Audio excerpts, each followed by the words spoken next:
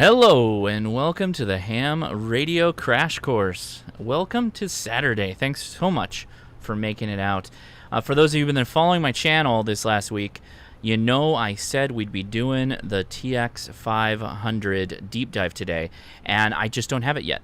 It is in the mail. I will be getting it soon, and when I get it, do not worry, I'll hold a special live stream to actually talk about it. So I'll keep you posted on that one.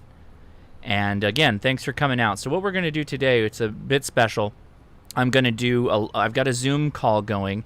The description has the information for the Zoom call. You can join, and what'll happen when you join is you'll join our waiting room.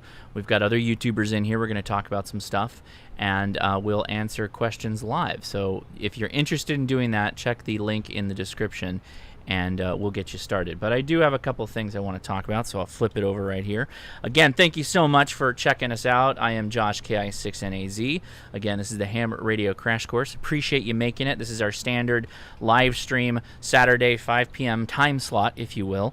And normally I have, a well-curated episode that we walk through. So if you haven't already, go to my channel and check out all the past videos. There are a lot of them. But anyway, today we're going to do a bit of a fun, free-form Q&A. We'll be taking people, again, on the Zoom side. So if you want, join the Zoom chat. You're going to stay in the waiting room for a little while. Don't worry, though. I will see you and pull you in. I've got a couple of questions I'm going to ask to the panel that we've got joining us today, and then we'll open it up a bit. All right? So very good there.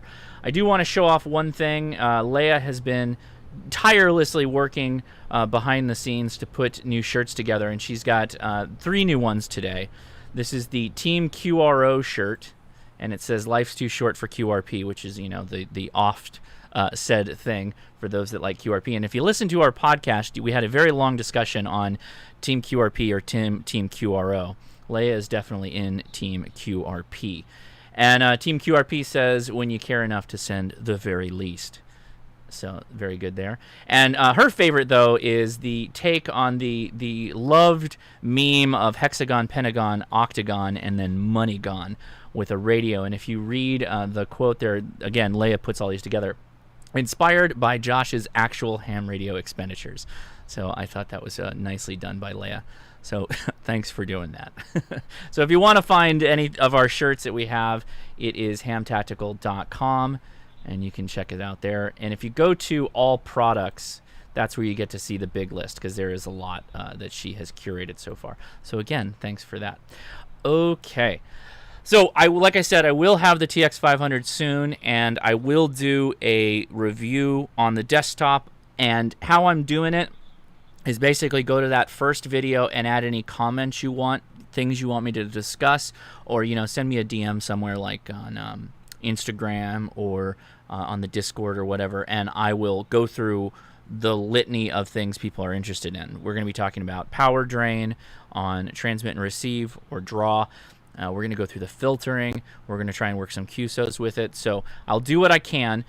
Keep in mind, for those of you that are familiar with the radio after watching the video, not proprietary, but the aviation plugs that are on that radio require that you basically have to build a special adapter if you want to go from like your standard connection CW key or your standard connection digital connection, however you want to make that connection. So right now I don't have those sorted out, and I probably won't for a video, but we've got a lot of other things we can talk about. So I hope that makes sense. All right, let me put my cans on here, and I will unmute myself and unmute the lobby.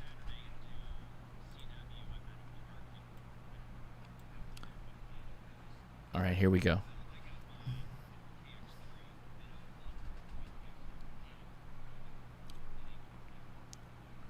Okay, so I'm unmuting here. Thanks, everybody, for joining us. Okay, so we've got Jason, Ham Radio 2.0 in the house. Steve, K5ATA, Ham Radio and Outdoors. We got Kyle, AA0Z, also on YouTube. Check him out. And we've got Mike, K at MRD.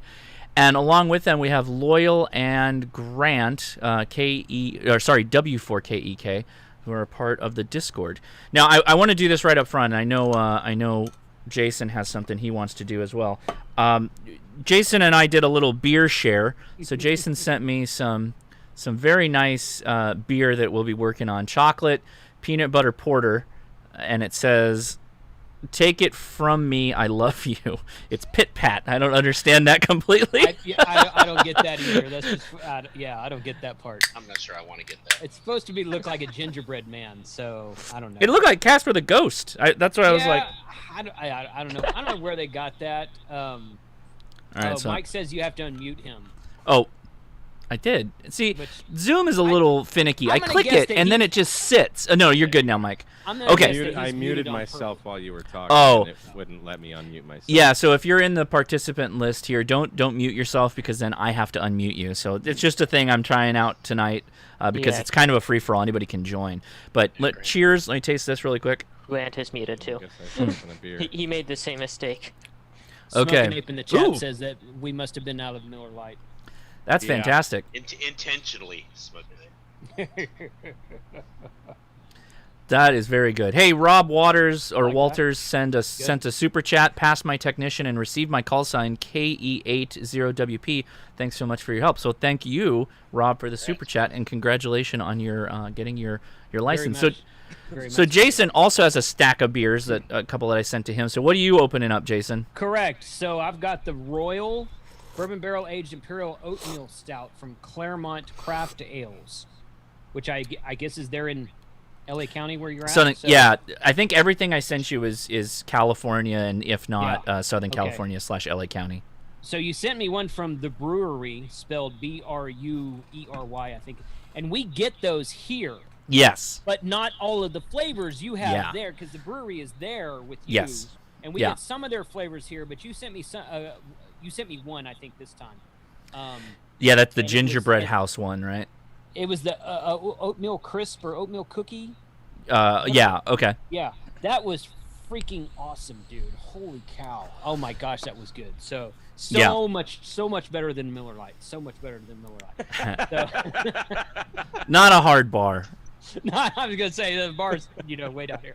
No, that was the first one I drank. That was really good. This one so far is pretty decent as well. Like we were talking about earlier, this one's bourbon barrel aged, and those can get to be kind of syrupy and sweet, but this one is not. Oatmeal stouts are some of my favorites, and the flavor on this one's quite nice. Very good. Anybody else have a beer they want to just throw out there that they're drinking, they want to give a shout out to? Throwing down the Abita Purple Haze, of course, chasing it with coffee. So. Oh God. Hey, I've got coffee. I've got caffeine chews to go with it, Mike. So we're in good shape today. Is that a coffee stout? Yeah. No, it's not at all. It's actually a raspberry lager, but it really doesn't matter. Pretty much everything in life goes with coffee. Yeah, very good. All right. Yeah, I'm surprised he's not drinking a coffee stout with this coffee. I've got one of those PBR hard coffees left in the back. It's just, they're so sweet. I can't do it. Well, let's try this. I'm going to pull somebody in really quick, and if they have a question. So basically, again, this is kind of a Q&A. I'm going to pull people in from the waiting room, and they can ask a question, and they can hang out for a little while.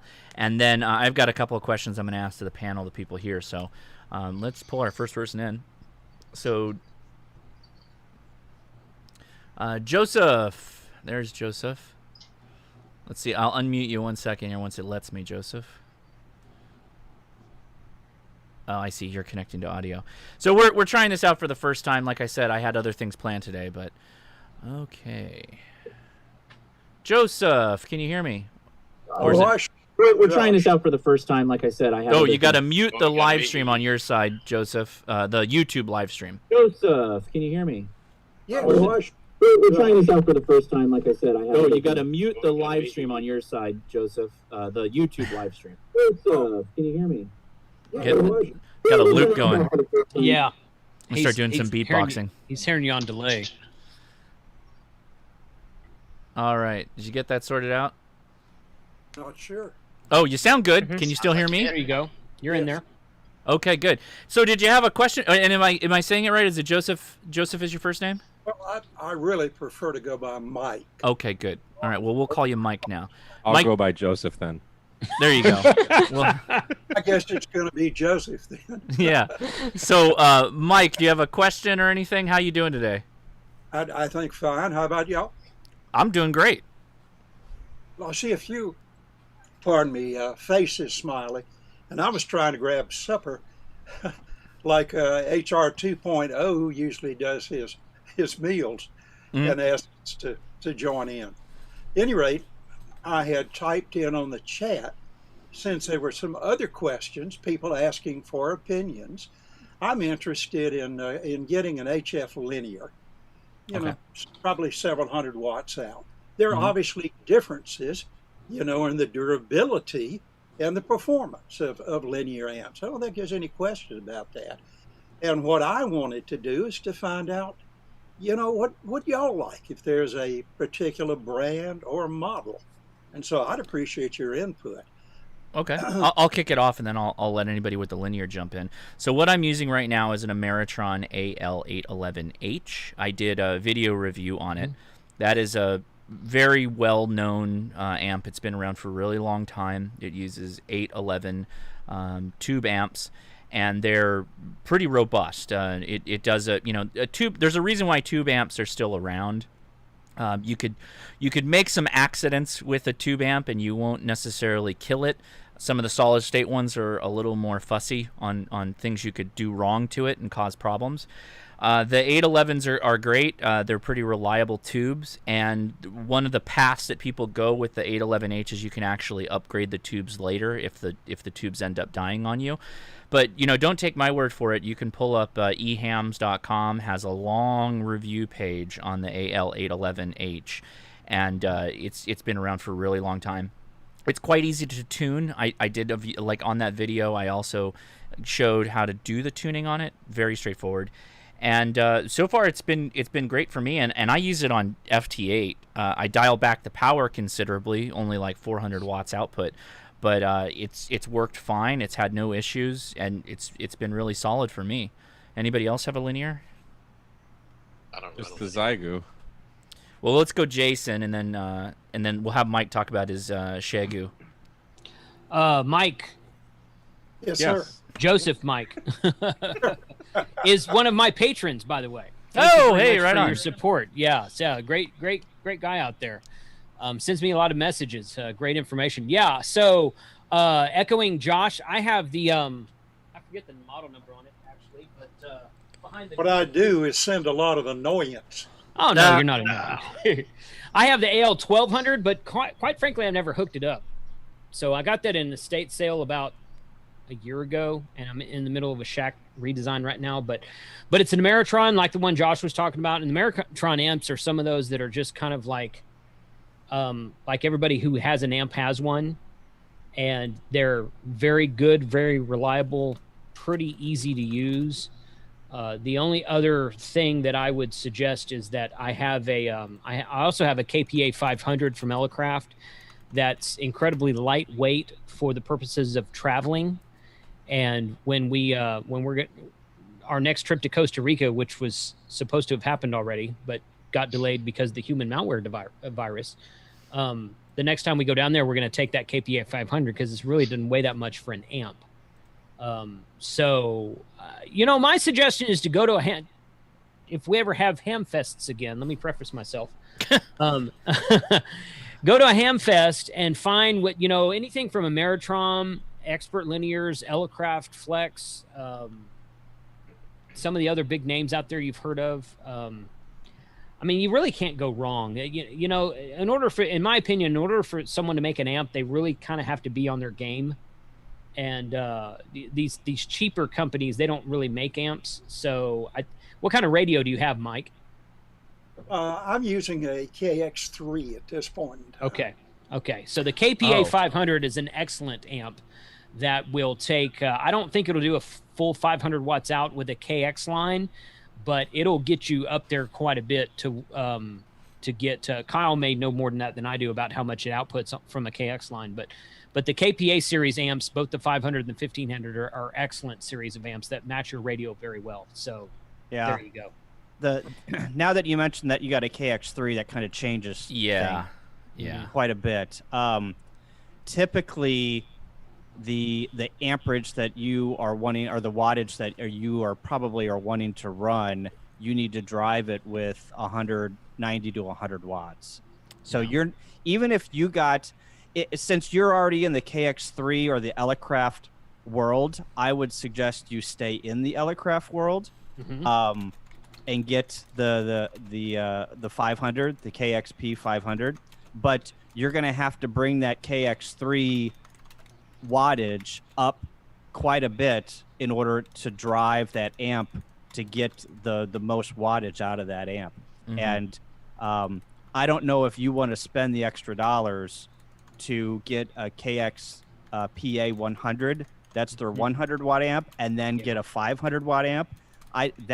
That 100 watt amp is pretty expensive for what it is. I would suggest you do something other to get that wattage from 15 watts to 100 watts, and then drive that KX PA 500 with the 100 watt amp that you're going to get in the middle. So it sounds like if you want to get to 500 watts, you might have 2 purchases in your future. Yeah. Right. I appreciate those comments. I do own the 100 watt amp. Okay. Oh, good. Then you're already there. You're already there. You're already there. So you can go with any amp you want at that point then. Yeah. 3 to 400. If a tube amp became available, are there any issues with the vacuum tubes now? My understanding, a number of years back, some of those coming out of Russia, and I suppose that Russia's doing the bulk of the tube manufacturing. Yeah. Now, is that correct? Yeah, I think so. I think that's true. But no issues as far as you fellas that are using vacuum tube amps? So far, no. I definitely is borderline abusive to mine. So, yeah, I don't think that's really something to worry about. Well, I'm sure there are instances of poor quality control that you're having to deal with, but depending on where you're sourcing them through, it may not be a problem. You know, I have obviously heard of used linears where they ended up picking them up and the tubes have a problem or there's something else wrong with them. That happens, but you'd be surprised. I wanted to touch on this really quickly. Used amps actually have what feel like when I hear about them, they're actually cheaper than I expect. So used amps is not a bad road to go because, believe it or not, they're not that technically complicated when you take the case off of it. Just don't have it plugged in when you go to take the case off of it. They're pretty easy to diagnose and not too difficult to fix. Also, that AL811H, there are prices all over the board on the internet for that thing. The prices fluctuate wildly on Ameritron stuff. So make sure you're trying to find the best price when you go out to get one if you go down that road. It's not uncommon. If you keep your eyes open and you're patient, I'll put it that way. You can usually find Ameritron amps for about 50 cents per watt. So a 600 watt amp for $300, 1,000 watt amp for $500, something like that. I've seen that several times. You know, there's a lot of guys out there that are wanting high dollars for them because they're proud of them. They've taken really great care of them, and that's okay. There's nothing wrong with that. But if you're patient, if you're not in a hurry, and you want a 600 watt amp, $350, it's possible to find that. At least around in my area, it is. So yeah. Well, I know Matt.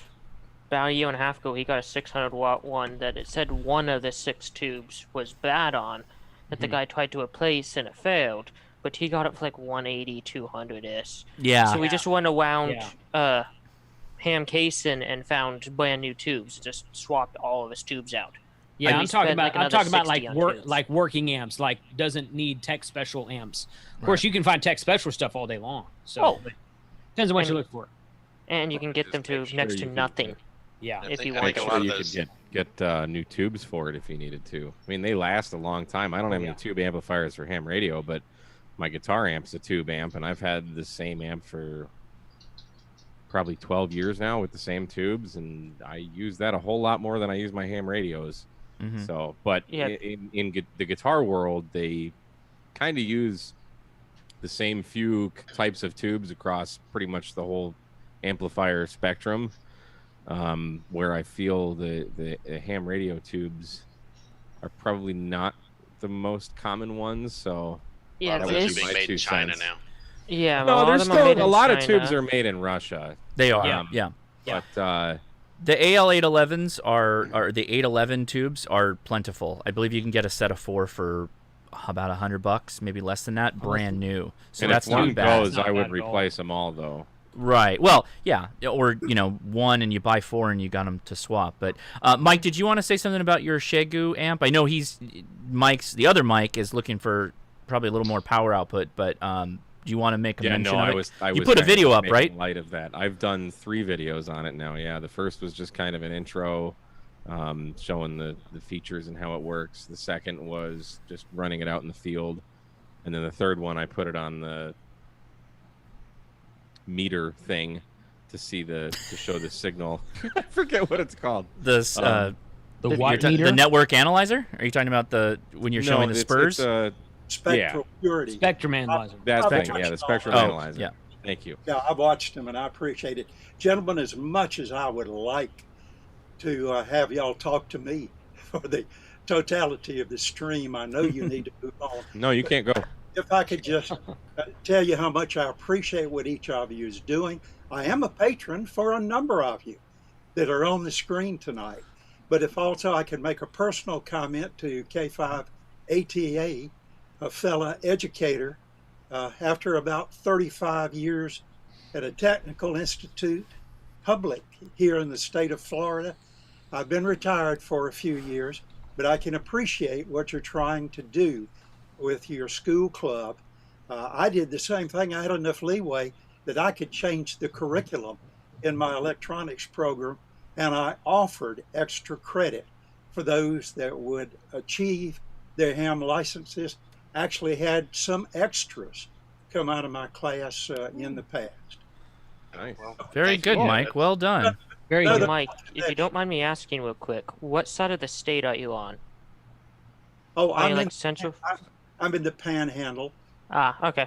portion of Florida in Panama City. Obviously, all of our ham fests, and there are not many that are held in this area, but they have been canceled. And typically, there are very few linear amps that show up unless they are those that, folks are really proud of. Mm-hmm. Very high price. But that was one of the reasons I asked about the tube sources. And I had heard that, some of the tubes out of Russia, and this has been a while back, were not very reliable. People were having a lot of trouble, with those. I imagine the broadcast guys have a lot more to say about tubes out of Russia, but so far I haven't really had to go down that road yet, but I'll consider it in the future and I'll look into it. But yeah, Mike, that was a great first call. You really kicked things off with a bang. I think that was a really good question you brought up, so thanks for hopping on. Well, no, thank you all for all of the information, for your patience with an old guy. I'm long in the Oh, you're very well spoken. We could have you on anytime. Thank you. Thank you for your support, Mike. Really appreciate you being out there for us. Well, you don't know how much I appreciate y'all. I did make a comment that you did not respond to. Oh, you let him have it. Here we go. Tongue in cheek, I said that you and ape resemble one another, but you might even be related. I took that as an insult, so I didn't reply to you. So I'm just Nicely kidding. done. Yeah. Nicely Yeah, done. he got to so Mike got to see a prequel video that I will be posting next Thursday because I share that with all my patrons early. The Smoking Ape and I recorded a video about the Nano VNA and the Nano VNA Saver software is what I'm trying to say. Boy, this stuff hits you. Yeah. I'm just kidding. I'm just getting tongue-tied. But yeah, so Mike has seen that already, and it'll be public on my channel on Thursday. But yeah, thank you very much. Yeah, Abe is a good dude. I like to tease him a lot because of the Miller Lite stuff, but he's very knowledgeable, and I like having him on the channel. So thanks for watching that, Mike. Oh, it was great. And I enjoy picking and teasing too, as you can tell from my comment. That's why we get along so well. All right. Well, thank you so much for hopping on. So I'll you can hang out, no problem. The Zoom can just spread out as more people join. Not a big deal. I'm gonna take a minute here to say a big thank you. I didn't hit this right when he sent it to scarl4334 KE80VW. Got my technician license a few weeks back, but just wanted to say thanks for all the great content. Incredibly useful and enjoyable format. Thank you. I appreciate that. Thank you very much. I get a lot of comments on my live stream videos that say these are too long, and then I get comments on my short videos that say, wow, this would be great on the live stream. So you can't please everybody. We try. Everybody here does some form of live stream and standalone videos, so just appreciate all the support. And my wife is in the chat and says Lee picked up a QRP t-shirt, so thank you very much, Lee, for that. And I think there might be someone, somebody else. Let's see. Okay, very good. All right, so we have another person. Let's just grab off the top here. I'm probably we might, obviously, every time you do something new, you explore the hour very quickly, and it already feels like the hour's running out. So I may go a little bit beyond an hour. Everybody's welcome to stay, of course, but let's see. We're looking at a white background. Let's see if Bill, AG5SK, are you in the house there?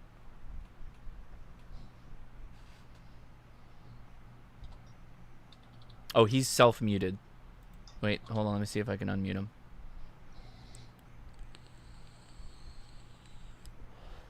Nope, he's got his own mute on. So, okay, we'll see if he comes back. He's not on video either. No, yeah, that's what I thought. Maybe we'll wait a little bit. So we'll pull in. Well, there's somebody. I see a face. So here we go. Alex, I'm gonna unmute you right now. So if you mute your stream, let's go ahead and do that right now. Okay, Alex, you are unmuted. How's it going? Good. How are you guys doing? Very good. Wonderful.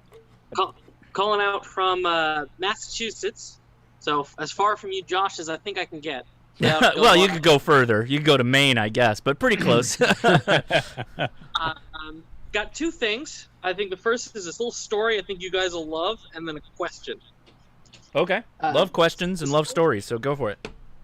The story is, well, I got my license thanks to Glargs Online stuff a month ago.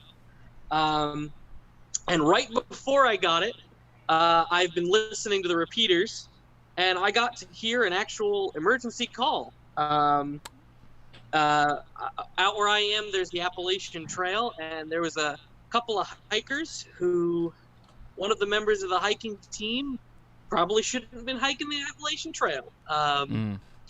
He ended up needing to get out of there, and also out where I am, there is no signal at all, none of things cell. And one of the local hams was there hiking the same stretch at the same time, and he was able to set up he had a little backpack portable 2-meter. He pretty much had a little mobile radio and a battery, and set it up for doing 2-meter, 70-centimeter stuff. And he called into the local repeater and got help, and they figured out where he was and like what waypoints have you passed and what waypoints haven't you got to on the trail. And they actually sent a helicopter out to him. And they got the guy who was having a little ticker trouble. Wow. They got him out of there. Bill for that one. Wow. Yeah. Yeah, it was exciting to listen to, but also I was sitting there worried the whole time. But well, that's interesting. You didn't by chance record it, did you? Did you?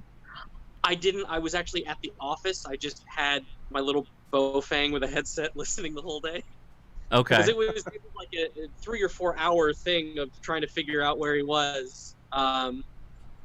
So I'm glad everyone's okay. But I got to listen to ham radio save a life, and that kind of really helps encourage me to study for the exam and get my license. That'd be cool. Very good. Totally. Somebody might have recorded that. I'd like to have. Yeah, that's what I'm gonna go see if it's one of the repeaters that's linked to some of the recording services. Somebody mentioned in the call chat, sign. Loyal, that they had seen that story on Reddit, so you might look there. Yeah, Very the good. repeater was the K1FFK, Kilo 1 Foxtrot Kilo, the 9-1 repeater. The helicopter flew out of Albany, New York, and the actual rescue was in Vermont, if that's the details you need. That was last month, I think, early June, like the 14th or the 15th. Because it was right before I got my license, too. It's just like, I know the area, I knew that stretch of trail, and I knew where they were, but I couldn't call in because I didn't have my license yet. I'm like, oh, I know exactly where they are. Mm-hmm. But they got another perfect example of, well, why don't I just call somebody on the cell phone? Yep. That's right. I wanted it. Yep. Perfect example. So I found a write-up on AO's website. Apparently the guy attempted to call 911, but his call kept dropping out and the 911 operator couldn't understand him. At this point, he pulled out a Baofane and started calling out. Fang gang. Now, can I claim credit for him programming his radio due to my videos? That would be kind of cool. But I'm kidding. I'm kidding. I'm not sure. That's awesome. But yeah, so kind of got me going. So then I have the question is related to that. I do myself a lot of hiking. I do it in a lot of areas where there is no cell signal, but I also know that most of the areas I'm going with the cell signal may not be able to access local repeaters easily off of just an HT. So I was looking for, I guess, recommendations for an MCOM backpack radio, right? To be able to send communications in an emergency, but not so heavy that you don't want to carry it all the time, right? What's your EDC, or what would be a good EDC or maybe hiking carry for that sort of situation? Better antenna. Yeah, I've got a couple of thoughts on that. The first one is get yourself a roll-up J-pole and hang it on a tree. And so you can have an antenna on the radio. I would use a BNC adapter on the radio so that you can switch between your antenna on the HT and an antenna on the roll-up J-pole. That's, in fact, going in a kit that I'm building right now that I'm doing a video on. Now, with that said, I was actually looking at this today. If you go to, the APRS. The APRS won't be is good. The APRS is good, but I don't think it's as good as those J-poles are. Those roll-up J-poles, Ed Fong, big shout out to Ed Fong's J-poles. Yeah, Ed Fong J-pole's a great one. Fantastic. Or make your own. You can make your own. Yeah. But I'm going to pull this up. There are a number of 50 to actually 65 watt radios that are mono band. They're mobile radios that you can backpack really easily, and they're not going to be that heavy. In fact, I'm trying to find one. Yeah, the ICOM IC2300H, and let me throw it over right there. This guy right now is $175 at HRO, which is a really good price for just a monoband simple radio. This is actually 65 watt output on 2 meters only. So that could be an excellent option if you needed to have the additional power. I will say though, if you are in like California's got a lot of hills and valleys and what kind of stuff, and you can't really pick when an emergency is going to happen, a lot of people that are out on the trail a lot, they carry Garmin InReach GPS devices that have two-way communication capability, and that's just smart to have two. As much as I love ham radio and to point you to the direction of ham radio, do the right thing for your situation, and if it means having a GPS transponder of some kind, go that route too. Yeah, I'm in the mountains, so I understand that sort of problem there. You said the Appalachian, so I was like, okay, I kind of know where this might be going, right? Because you got a lot of trees and whatnot too, and you could be far and few between from repeaters. So the Garmin InReach is satellite based. You just need a clear shot of the horizon or the sky to have it work effectively, and that may be the best option. Of course, still bring your radio, but that may allow you to just have an HT and a roll-up J-pole, and then that little. It's just a little tiny dongle. It's a really cool device. You said you're hiking? Yeah, I do a lot of hiking. See, I would kind of go the roll-up J-pole way, because if you get that radio, and that's a cool looking radio, but then you got to get an antenna, and then you got to get a battery, and then how much other stuff are you carrying while you're hiking? So the weight could add up. Where if you get a roll-up J-pole, I made one that.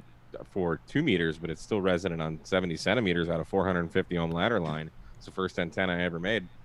Yeah. And getting an antenna higher up is going to be better than more power.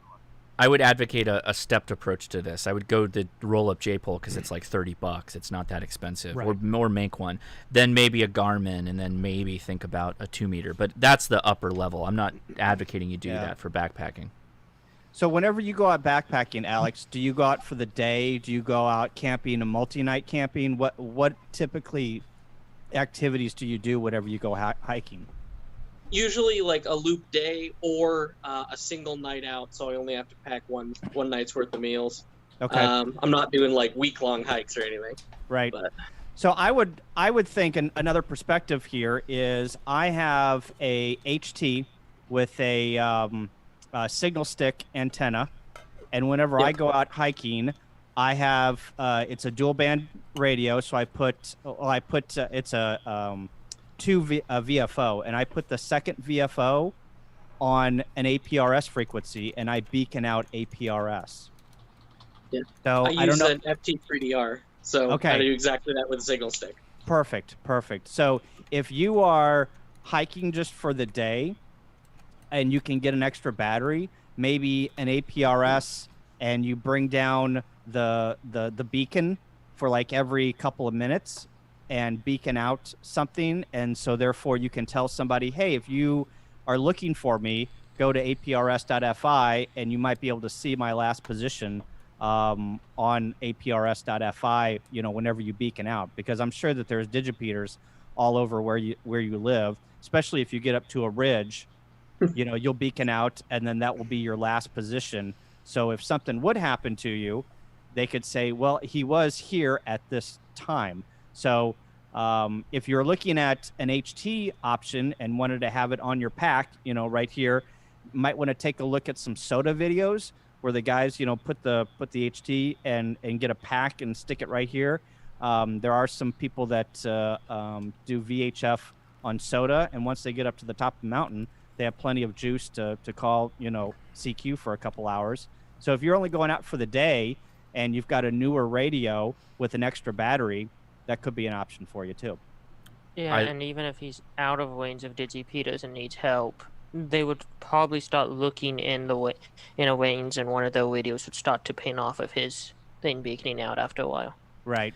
And then also there's a thing called the Wilderness Protocol that you might want to take a look at. If you are hiking, take a look at the Wilderness. Yep. Okay.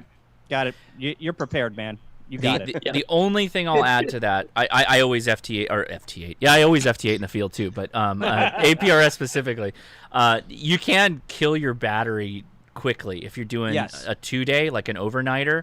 I'm sure everybody in this, it was Kyle and Jason. We were all looking at our batteries the next day like, oh, this is pretty close to not having much juice left. So if you are going that route where you're going to do APRS more often, you will need a secondary battery or some way to recharge. So keep that in mind too.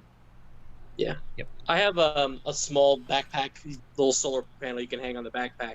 I just need to get a USB charger for my FT3D backpack charge. So I can just throw the backpack on, throw the solar panel on, charge up the spare battery, and then work that way. As much as I like the Kenwood D74 better than the FT3D, the FT3D battery life is so much better. Yes. Because when we were on Pacifico last November, I had my Kenwood and APRS on both radios, and Josh and one or two other people had an FT3D. The FT3D, I've got one also. It's right there. It's a great radio. Nothing wrong with it. I just prefer the Kenwood better. That's my personal preference, but the battery life on the Kenwood just does not stand up to the Yaesu on that specific model. So if you're going to go out to the field for more than 24 hours, basically, the FT3D is going to perform much better for you.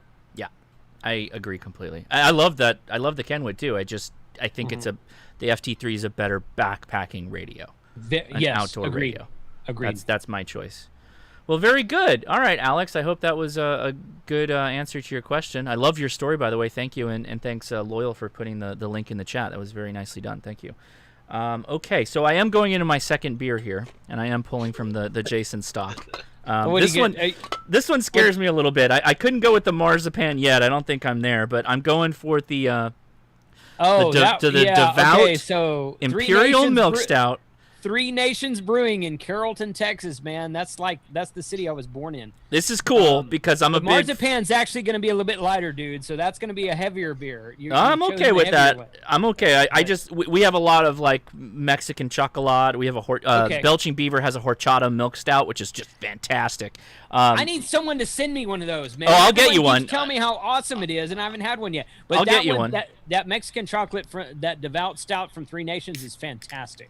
Yeah, very good. So I'm usually when a beer starts having like 8 lines that you have to read like down, I'm like I start getting a little worried about what's in it. But this, No, it's good. Oh, it's very chocolatey and coffee, kind of dark coffee taste. I'm a little disappointed that you're drinking out of the can. That kind of goes against my religion, but it's all right. No, come on. This is the guy who drinks decaf coffee, so your religion really doesn't count. Well, maybe Leia will hear the call. I and drink maybe she'll bring me a decaf coffee in a glass, brother. Come on, man. So you know what the deal deal is it gets so hot in the garage where I shoot, when the ham shack area, and so I use these koozies to keep it cold because it won't stay cold. But it still doesn't breathe if you don't pour it out of the can. That's it still true. doesn't breathe Maybe Leia will hear this and she'll bring me my my ham radio crash course. She's class. too busy talking in the chat, man. Come on. I know. Thank you, Leia. We By need the a couple way. frozen mugs lying around. Yeah. All right, so let's see if we can pull somebody else in here. We got some more people. Yeah, we got somebody. Ed. All right, let's pull from the top here. All right. Hey, no glass? Oh. I don't know where your glass is. It's not in here? No. She did come in though. She did All right, come in. Edward, there. I can hang hear on. her. We're sorting out your audio. Mute the live stream, Ed, and we'll get you on here. Joseph in the chat says talking about religion is against my religion. I was just reading that. That's your problem, brother. First Amendment, buddy. Okay, Edward. Edward Sweeney just joined us. Do you have audio on there? We see your video. Hold on. There you go. Hey, there's Edward. Yes, I do. Can you hear me? Oh, you sound great. Go for it. Hold on. Wait. Yep. Okay. Yeah. Cool. All right. How you guys doing? Good. Thanks for joining us out here. Awesome. Okay. Do you have a question? Okay. No problem. Thanks. Hey guys, thanks a lot. Got a quick question. Yes, sir. Yeah. I live in a rental, even though it's a townhouse. I'm looking to set up my hand truck in the basement. Okay. Oh, you know what? You may have the live stream audio on. You may want to mute the live stream on YouTube and just listen to the Zoom now, because I think you got a time delay going on. Yeah, sounds like it. Sean Weiland, thank you very much for the super chat. Discord just did a massive permanent purge ban. Any chance of moving to Telegram instead? I will pass that question or thought off to Loyal and let him think about it for a little bit. But right now, our Discord, and I'm assuming Jason's and other Discords are safe relatively because we don't really delve down that path that a lot of those servers got purged banned for. Yeah, so with HRCC, all of the mods and admins, we look at what's happened often because we're often mods and admins of multiple servers. I'm in close to 100 Discords I watch. So he really is. You Discord, should see us. Wow. I saw Loyal's laptop at Hamcation last February. It's really kind of crazy. Oh, I've pruned it a little, and then we added some back. So crazy. So mostly Discord's banning people based on the Portland riots and stuff. We'll feel really safe right now in ham radio. We're not that political. Some of us have political tats, but it's not mainly let's go throw away the government and stuff like that. Yeah, we're not like actively planning to do anything other than sit in our shacks and have fun with radio. Yeah, right. The staff team, though, has chats on other platforms similar to Telegram as just a backup in case something does happen so we can replan and regroup.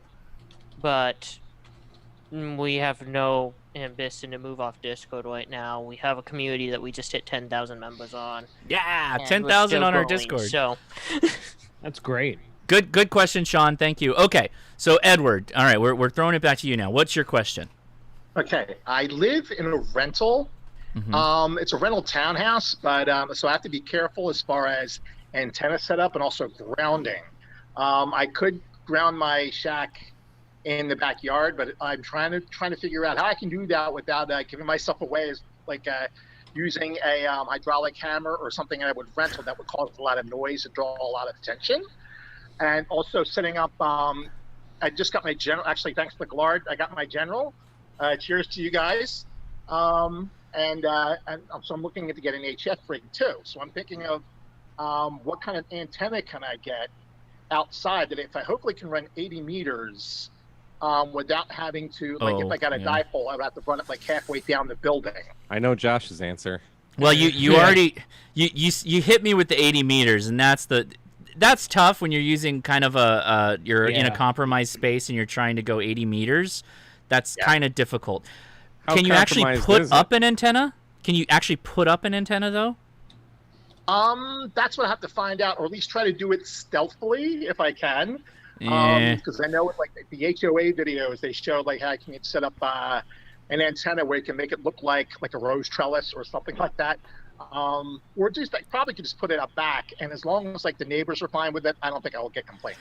I mean, the So I know- easiest answer is throw up a DX commander and be done with it, right? And have the radials and you're good. But that's going to be noticeable. You're going to see it. You're going to have to let the grass grow enough that the radials get overtaken by the ground and all that stuff. Stealth and 80 meters do not really go together. Yeah, that's the problem. So, Wolf I mean, River coils would do it. yeah, a Wolf River coil. You could have a temporary setup with Yeah. a Wolf River coil. You could go with Oh, okay. a loop antenna. Could be something that you just pull out and set up, or leave it on your balcony. You said you were on the in the basement for the radio. Is where it's going to live. Right. Yeah, I'm in a Okay. I rent a townhouse. I mean, So, yeah. you could also just drag a half wave end fed out somewhere and get it way up into a tree. Sometimes, Yeah. when you're in a compromised situation like this, some of the best options are just get a wire as high as you can up into a Right. tree, and End-fed wire. because you want 80, you need a lot. You need really high and really far out. So just get that Right. sucker as high up as you can and drag it, and then make it so that the tensioning line that you've got your sheet bend hooked to on the antenna wire, where the matching box is right where that basement window is, where you're going to drag the coax into, right, or something along those lines. That was my first thought of an antenna as well, and I would just put it up. Don't ask permission. I Oh, find yeah. it's better to apologize than ask for ask Right. for forgiveness. Than ask That's what my wife it's not said, like yeah. It's not like you're tearing and it's it just up. it's just one wire. Like no one's. It is 133 feet or something long though, so you might have to kind of wrap it around the property or whatever, depending on how long. Yeah. No. There is a tree out back, so I can probably do that. So. Now, I do you will. want- Go ahead, Loyal. Do you want something that's up 24/7, or are you okay with putting a mast up when you want to use it and just pushing the mast back down Push up mast. when you're not? That's a tough call because I thought about both.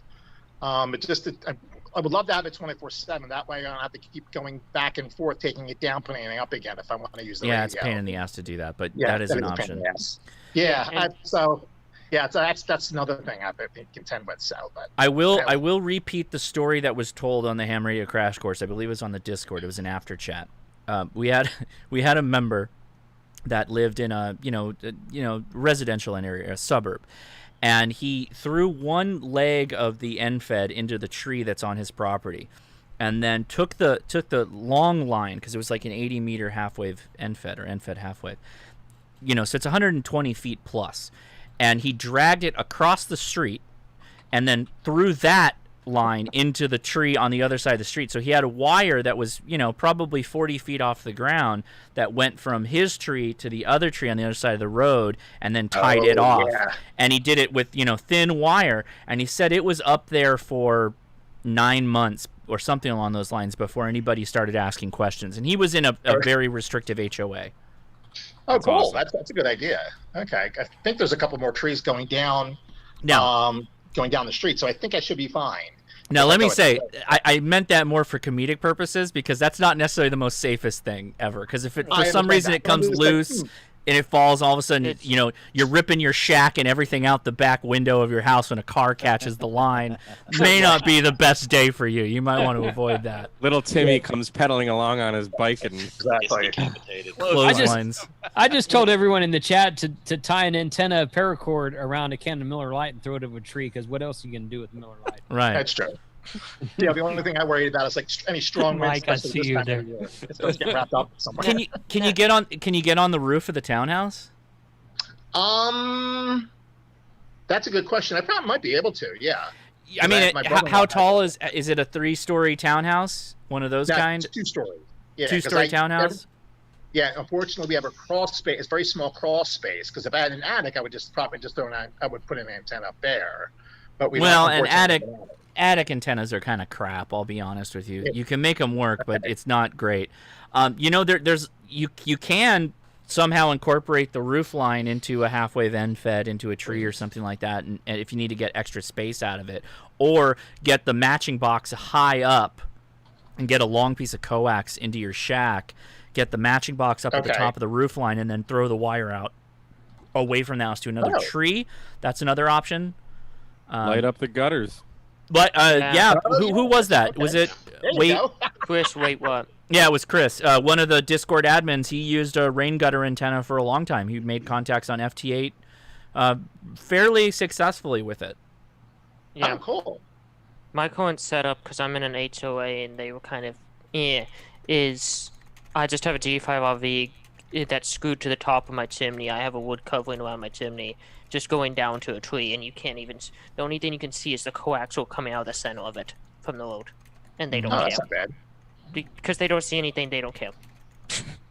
True. Yeah. You have to know what you're looking for, and my community is, yes, it's technically banned, but if they can't see it from the front of the house, they don't care with anything in my community. It's Well, everyone's you're on the Bloods lucky. policy. You're lucky. You're lucky. Yeah, that is lucky. Really quickly, Ethan with the super chat. FYI, ain't no laws when you're drinking claws. Have a great stream. Thank you very much for the super chat. I appreciate Put it it. up while you're drinking a White Claw, and you're totally legal. Josh, you had one before him as well from Ken Hall, $5 super chat. Oh, hey, thank you, Ken. Oh, thank you very much, Jason, for pulling that out too. Let me go back. Ken Hall, hey, all my favorite YouTubers in one place. Right on. Very good. Thank you so much. Well, Cal's not here. I get that, and the rest Cal's of not YouTubers here, bunch as yeah. well. But We got his background. Kyle and Mike are here, so we're good, man. Kyle, Mike, and Steve are here, so we're that's we're right. good here. Yeah, very good. All the best ones are here. Right on. Okay. Did we get your question answered there, Edward? Yes, sir. Thank you very much. Hey, thank you. Appreciate it. You can hang out. Good luck. Just. Thank you. All right. Somebody was so- asking about this. So Oh yeah, there you go. Blue Open it up. Moon, no, Very yeah, good. you're in Blue Kyle's Moon, territory somebody was now. asking about the Blue Oh, Moon, that's so your I iced figured coffee. out. There you go. Okay, very good. All right, we're moving along. We'll keep this going a little bit longer. So we'll pull in from the top again here. Let's see. Who do we just? Oh, all right. John's got his video on. Hang on one second while I unmute you, John, That is a mighty beard. and mute your stream. That is an impressive beard. Yeah, he's got an. That's a COVID Frank would beard, be totally. jealous. Yeah, Frank is jealous. Frank would be jealous of that. You're right. All right, John, how's it going, man? Hey, I'm not doing too bad. Thank you for having me on the stream here. I always watch you, and I've tried to call in before, and I've never actually been able to make contact and ask questions and do cool ham stuff with you. So here I am. My mom's not. I got a question, though. It kind of goes back to the APRS thing that you guys were talking about earlier. I am working on setting up an APRS DigiPeter iGate for our county search and rescue. We have several beacons that we put out, especially on the 4x4 trucks or on the boats, and they don't get out very far. But if we could actually have something in the field that could pick them up, they would. And I've gotten to that point. I've figured out how to receive the beacons. I've figured out how to receive them offline, map them into offline software, and do all that fun stuff. But my problem is that I can do it when I'm just doing APRS stuff, but it's going in through an SDR dongle, and I don't want to set up any other radios and dare blast RF at 50 to 60 watts, whatever the rest of my radios use, into that SDR dongle. I was wondering if anybody makes, or how difficult it would be to make. I'm not very tech fab, that type.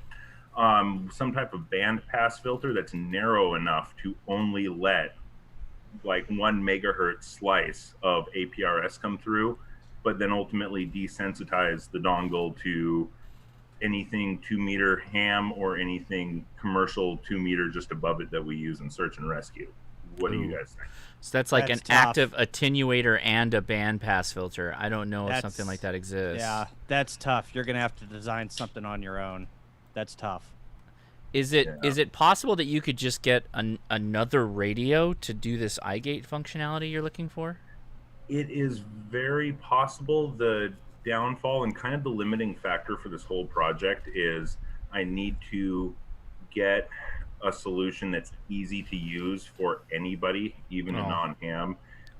We did a big training one night where we learned how to use our Google Drives, and about half the group kept going, hey, where did my keyboard go? Do I have a Google account? So they're very, very low on the technological know-how. So I have to try to make this thing as easy as possible. Well, those two things are partially incongruent with where we're at Yes. right now. Yes. Just right off the bat, it's not really plug and play for a lot of the stuff, particularly when you start going down this. I would say that some of the APRS stuff and the packet radio stuff on the high bands, the VHF, UHF stuff, it takes a little doing. There's not as much content out there on that area, so. From my point of view, if I was just throwing this out there to you, you can get a really cheap 2-meter mobile radio that you could put in a box with a 12-volt battery of some kind, and you attach a Raspberry Pi to that, and the Raspberry Pi does all the interfacing to the audio, and it handles all the quote-unquote APRS iGate stuff, and that'll do all the work for you. Raspberry Pis have kind of eliminated the need to have a TNC like you used to have to do packet radio or APRS. So you can do most of that just with running a Pi image and running Direwolf, as it's called. But that is not easy to set up. That's you got to know what you're doing. Part of my solution that I've come up with, that I'm experimenting with, actually involves, because it used to run Direwolf on a Pi, but it got to the point where I started getting too much hardware into it, and it wasn't feasible to have it as a mobile or an easy solution. Mm-hmm. So like right now, my solution involves running Direwolf actually on the computer that I'm on right now. Yeah. And hooking kind of everything up to that. I guess, yeah, that's my only fault or flaw right now, is that it works really well when it's kind of in like a very controlled environment, but once we actually get out into the field and we're mobile and we have other radios going, it loses all feasibility. So let me go back and make sure I'm understanding. You want a digipeater capability, but it sounds like you also want iGate capability. So you have some kind of network access, or what are you doing in the field? So the way that I have it set up right now, I have my RTL SDR dongle feeding in to my computer. That there's probably an easier way to do it to people that are more tech savvy, but I have it so that it runs into SDR Sharp. SDR Sharp outputs audio through a virtual audio cable into Direwolf. Yeah. Direwolf does some of the heavy lifting, figuring out what's going on, but ultimately I don't necessarily. A secondary goal would be nice to be able to get it onto the APRS map, but my main goal is to get it onto mapping software that they could use at base camp for a SAR mission. And I have that capability. I have that set up so that if I'm in the middle of nowhere, I have no data connection whatsoever, someone can beacon, I can pick it up, I can process it through my computer, and I can even put it on a map. But my problem is just any other radio that's going off around it. I don't want it to be so close in band and so close that I'm frying my SDR by hitting it, with. Oh, I wouldn't worry about that. I wouldn't worry about that so much. No? No. How far, John, how far is your SDR antenna from another transmitting antenna? So my setup would be the closest. I'm making one setup for SAR, one for me. And ultimately, just imagine the length of a Jeep Grand Cherokee. I have my APRS antenna on the back and both my 2-meter ham and my VHF commercial on the front. And how many watts? How many watts is your other radio transmitting? 45 and 50. Okay. That's. I mean, you could throw an attenuator on it, an inline SMA attenuator. Yep. Yeah. So you could also swap out the SDR with something like a Baofeng and use an APRS cable. Then you don't need to do virtual audio cable, and you can have digipeater functions to repeat out at that point. Yeah. Yeah, you can. This is a 10 watt 40 dB attenuator that you can throw inline on your SMA. It sounds like though you want to maintain capability to receive kind of far off stations as well on the SDR, which you may be growing past that point a little bit, but I don't know. Okay. What you could do, John, is you could, if you're just getting audio out of you're piping it into SDR and then that into Direwolf, right? Yes. Yeah. Yeah, I'm getting text messages. I don't know that he wants me to mention who he is in the stream, but he said you might want to get off of an SDR. You might actually want to put a proper radio in front of it. You know, I appreciate that it's cheap and it's an easy option, but like I just showed the icon, the single bander, the 2-meter one. You could run with that. In fact, I have an Alinco, a 2-meter Alinco that I use to connect to my TNC, and you can easily just interface that directly with the Pi, and that would work just fine. Yeah. It's still pretty inexpensive too. So. And that's not a bad idea. Eventually, I'd like my personal setup, maybe not SAR's setup, but my personal setup to make use of an old FP 7900 that I have. You know, I'm looking at that as an option, but once again, the SDR just comes down to price and simplicity because it's a volunteer. Hey, I see Yesu.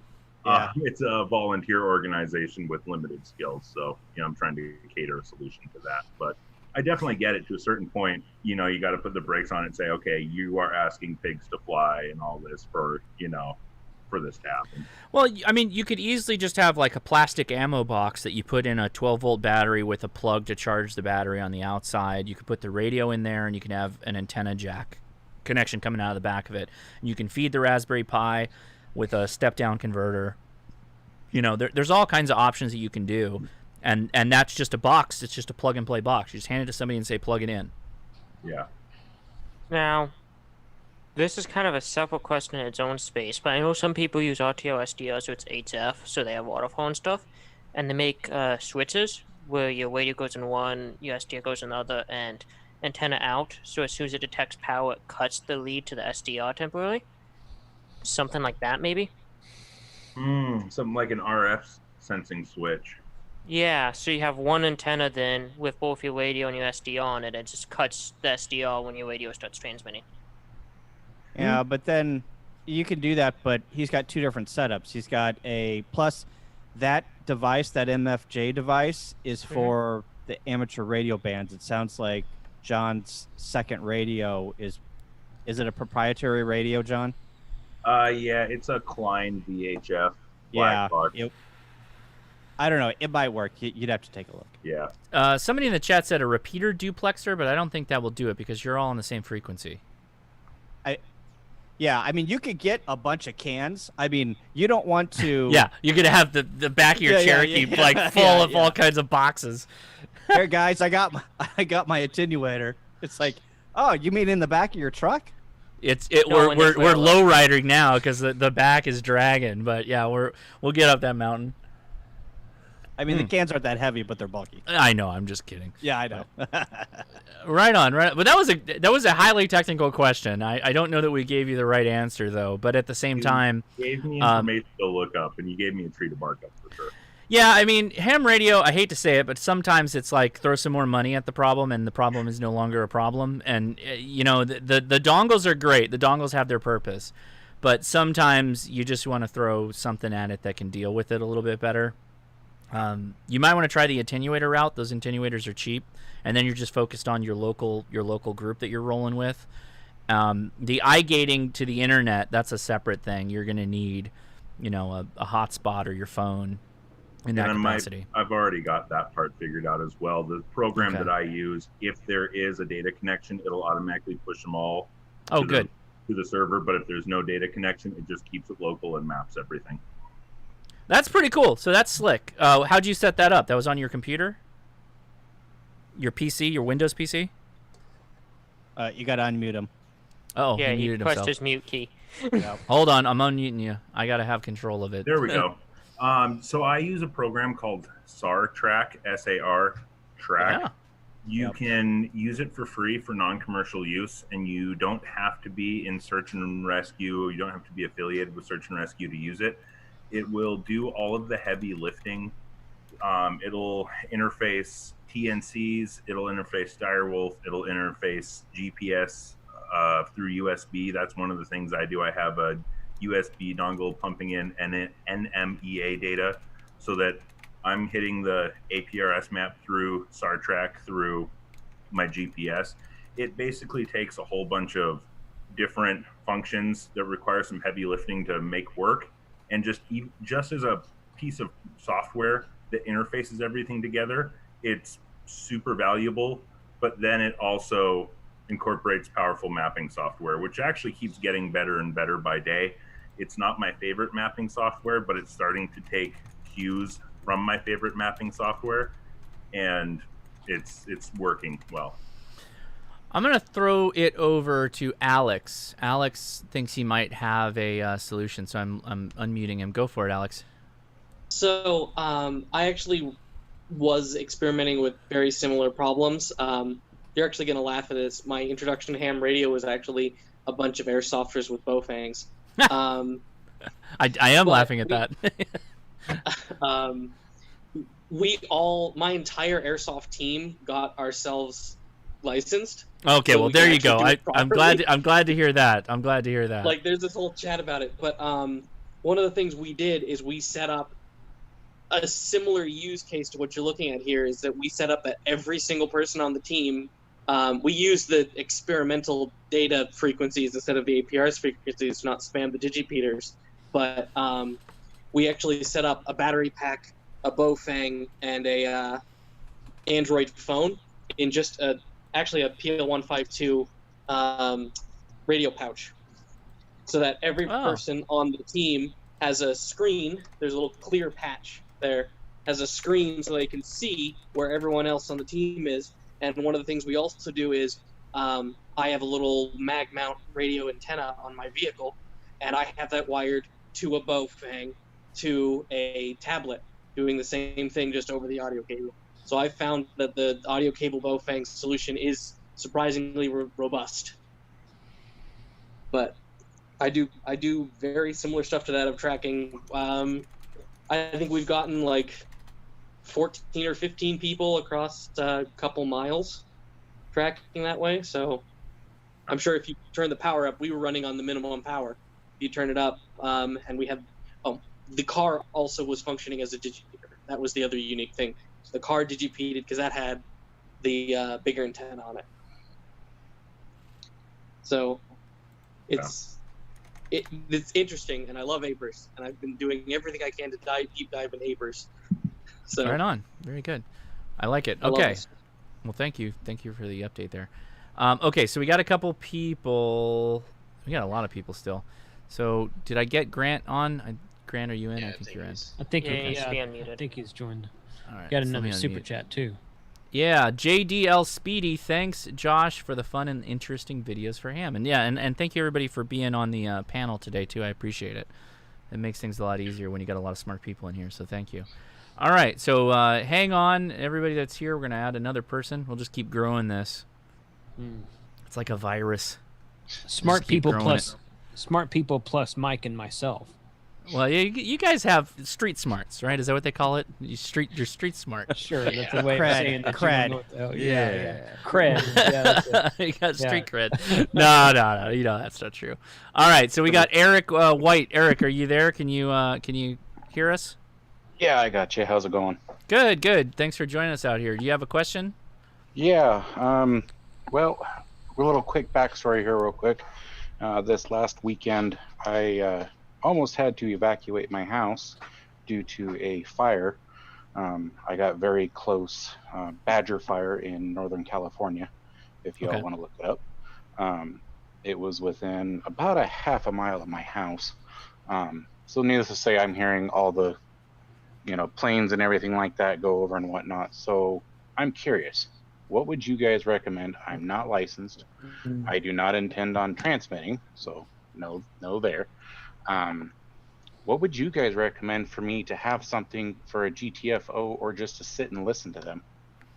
A proper scanner is the best thing if you're really intending on listening to emergency services if they're non-encrypted in your area, right? There's lots of companies that make handheld scanners that will work properly as a scanner. A lot of people talk about Baofangs for use as a scanner. They are not scanners. They are radios that can scan. They just scan kind of slowly. So a real scanner that you have programmed for frequencies in your area, there's a wealth of software that exists for that. RadioReference.com has a web forum that is extremely well trafficked. There's a lot of really good information there. Do you know if you have frequencies that are open to listen to in your area? Are they unencrypted? Well, what I do know, the other half found a stream through an app called Scanner Radio, and we were able to listen to it periodically. And we that's actually, at good. one point in time, were able to hear them call off the tankers and everything like that because they were starting to get it contained. And that's good. You know, using those apps is very convenient, and you can put people on them, and they work. The problem that I have is if you're actually out the door, you know, running down the street, and it's really bad, you can't even really be confident that you're going to have network connection. So a scanner is direct to consumer, right? You're picking up the frequencies of the transmitters in the scanner. That is the appropriate way to receive those frequencies, in my mind. Anybody else have any thoughts on that? I agree with Josh. The scanner is the best way. I was going to mention Scanner Radio, so I'm glad that you said it. It's a good alternative if you have a Wi-Fi and/or 4G connection, but you can't beat a scanner. You can't beat RF through the air because it doesn't require an infrastructure. So I agree with what Josh is saying. Do you recommend? Scanner Radio is useful for stuff like you see a cop car going down the street and you want to know what call they're responding to and stuff like that. In a situation of a hurricane's coming, fire at your house, something like that that could take the grid down, nothing beats a hands-on physical scanner. Yeah, because I mean, in my area, I mean, I live in a town of 7,500 people, so median age is like 55, 60 years old. So it's not a young town that would be into the hams and everything like that may have a repeater so I can listen to on something like that at all times. You'd be surprised. Yeah. I'm gonna throw this over really quick. Somebody in the chat recommended the Uniden SDS 100. Right now, I have the Uniden SDS 200, which is not a portable solution. Scanners aren't cheap. Let me throw that out there. The current technology scanners that do digital decoding are not necessarily a cheap option, but they are really, really good. I've really liked my SDS 200. So I'll just throw that out there. Not cheap though. $650 is not joking. But depending on your home scenario, you could be in an area where you could use a cheaper scanner because you don't need the digital capability. I don't know though. You got to look up your area. Yeah, I mean, what you sorry, go depending ahead. on what you're doing, you could get away with a basic SDR for some stuff if you're not really doing digital and stuff. They do have scanning. You do have the ability to scan on an SDR, but that's going to take you setting it up. You're going to have to put the time in to do it. Yeah. An SDR would probably be about the $50 solution, but you're going to spend 2 to 3 hours at least setting it up, learning how to use it, when most of the scanners are you plug in, you enter a frequency, and it does the rest.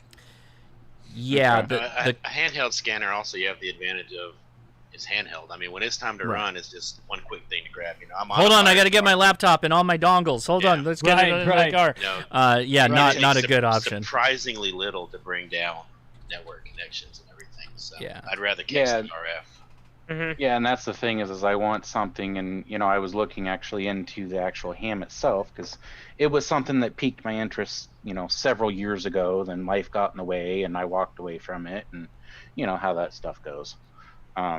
But yeah, no, I think I'm definitely going to be setting a GTFO pack up just in case something like that happens because I live in a wildfire area that it happens fairly frequently. So this one was the closest. You're thinking in the right direction. So I mean, you know, you're already on a path that most people don't even get on in normal days. So yeah, you're thinking in the right direction. All the information here has been good, but yeah, the RF scanner is definitely going to be your best bet. But it doesn't hurt to have the app on your phone either. That way you can have both if you want to. So, and if one goes down, you've got the other one. So. Redundancy is a good thing in an emergency. Yes, absolutely. Absolutely. the advantage again of the physical scanner is that you're going to have complete control of the frequencies you're scanning Correct. through. And you're going to Yes. know pretty quickly which frequencies, if you're using it often, are in use and active. Which you want is the backup when there's an emergency and all that stuff. So think about it. You know, that's definitely options to go with. So Yeah, and it's also one of those things too that if I do get my license and everything, which again, it's not out of the question. It's just a matter of sitting down and studying and everything. well, all the information we just gave you doesn't require a license right now, right? A scanner, you just Correct. go buy a scanner. You don't need a license Correct. to have a scanner. You can go to town. You can do this right now. You can wake up tomorrow and start planning your scanning future for your bug out bag, and you'll be good to go. Okay. That said, go get your license. Yes. And there may just be a couple guys in here who can help you do that remotely. So Yeah. Yeah, that would definitely Yeah. be awesome. Yeah. Because I mean, like I said, I'm in a small town. I don't know where hardly anything is around here. So I know everybody that I've watched on YouTube says, you know, find a local thing to go join and whatnot. It's like, yeah, I think I'm going to be driving 2 hours to find a local thing. no, So just get an internet connection. You're good. yeah, can I say something real quick, Josh? Yeah, go for it.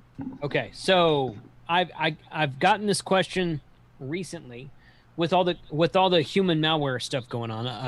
I don't want to say the word because it's not my YouTube channel, but The word. So in a nutshell, I'm actually working on a video recording for this topic right now. You can, in an emergency situation, you can use any frequency you want to for emergency communications. That's one of the test questions on a technician exam. Okay. So the definition of an emergency is defined by the FCC. So you and I might not agree with that definition, but regardless of that, even in an emergency situation, you're not going to go pick up a radio and just by magic know how to use it. Yeah. In an emergency situation. Okay. You need to practice. You need to get used to using it. You need to get used to programming in the field. You need to be familiar with how to do everything that it will do. Okay. You don't go buy a handgun and put it in your safe and think, okay, one day when zombies break into my house, I'll know how to shoot them now. And then 10 years later, you pull out your gun, you don't know how to use it. That's not how it happens. So having a ham radio license is going to give you the opportunity to use that radio in a non-emergency situation so that when and if emergency ever arises, heaven forbid, you know how to use the radio. So that is, in a nutshell, what I think about emergency comms. So And you may be surprised. There may be more hams in your area than you think. I mean, Yes. the demographic for hams is. and you might actually find out that you enjoy using it. You may get into it and be like, man, this is kind of fun.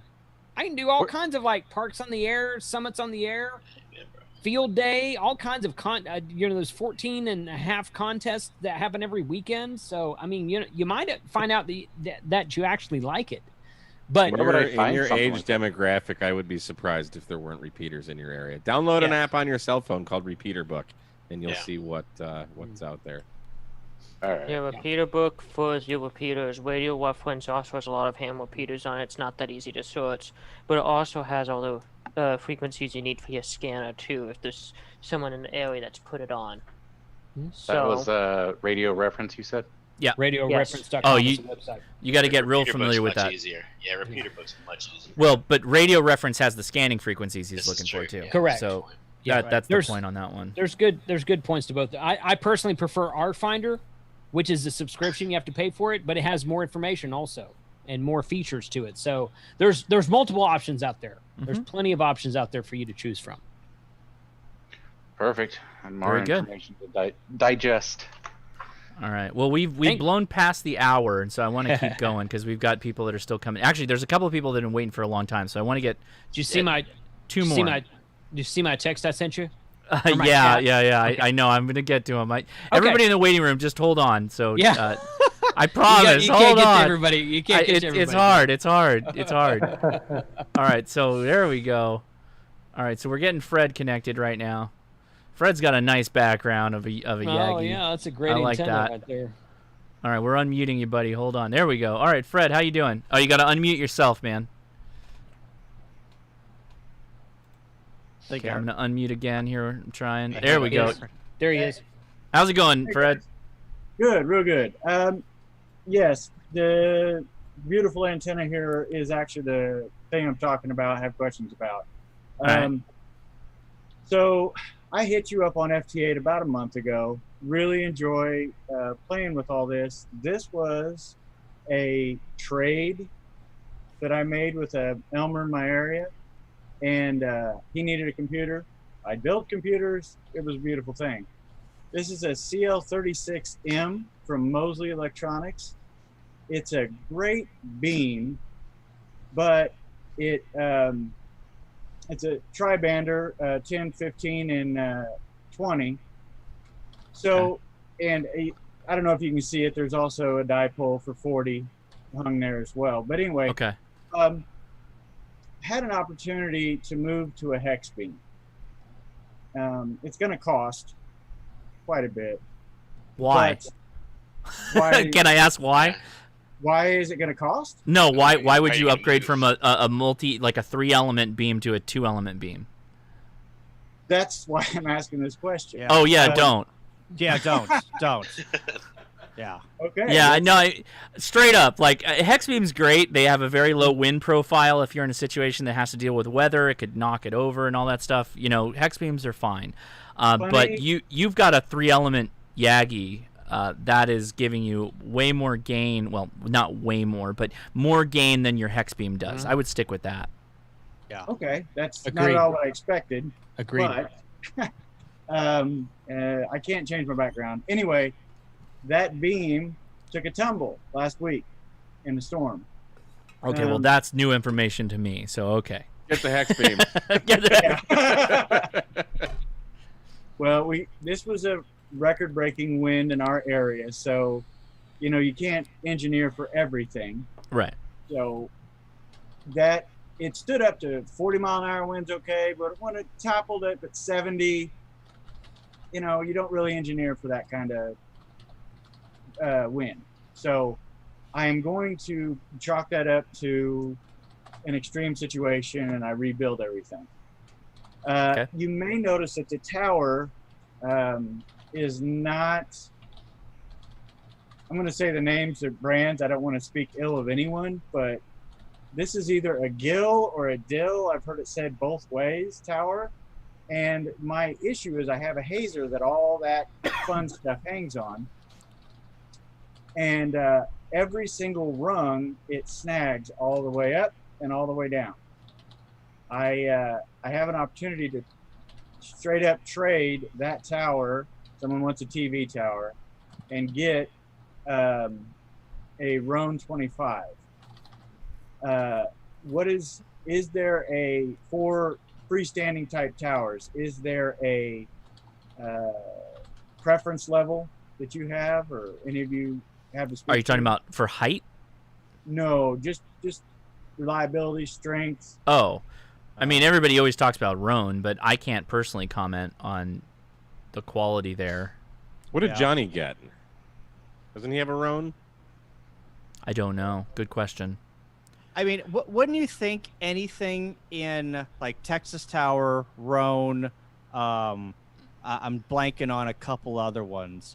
I mean, it's tower. Where did Randy get his? He got his from somewhere in Florida. That looked like a really nice tower. All of those towers are engineered to a spec, and the spec is based on height, and then how well either you guy it, and how well they have specs on the base plate, the concrete that goes in the base plate, how far it needs to go in the ground, all of that stuff. And I would think that if you do everything per the engineering specs on that tower correctly, you will be fine in 99.9% of the winds that are in your area. Fred, I just QRZ'd you and saw that you're about 2 hours north of me. And well, that's your first mistake. Yeah.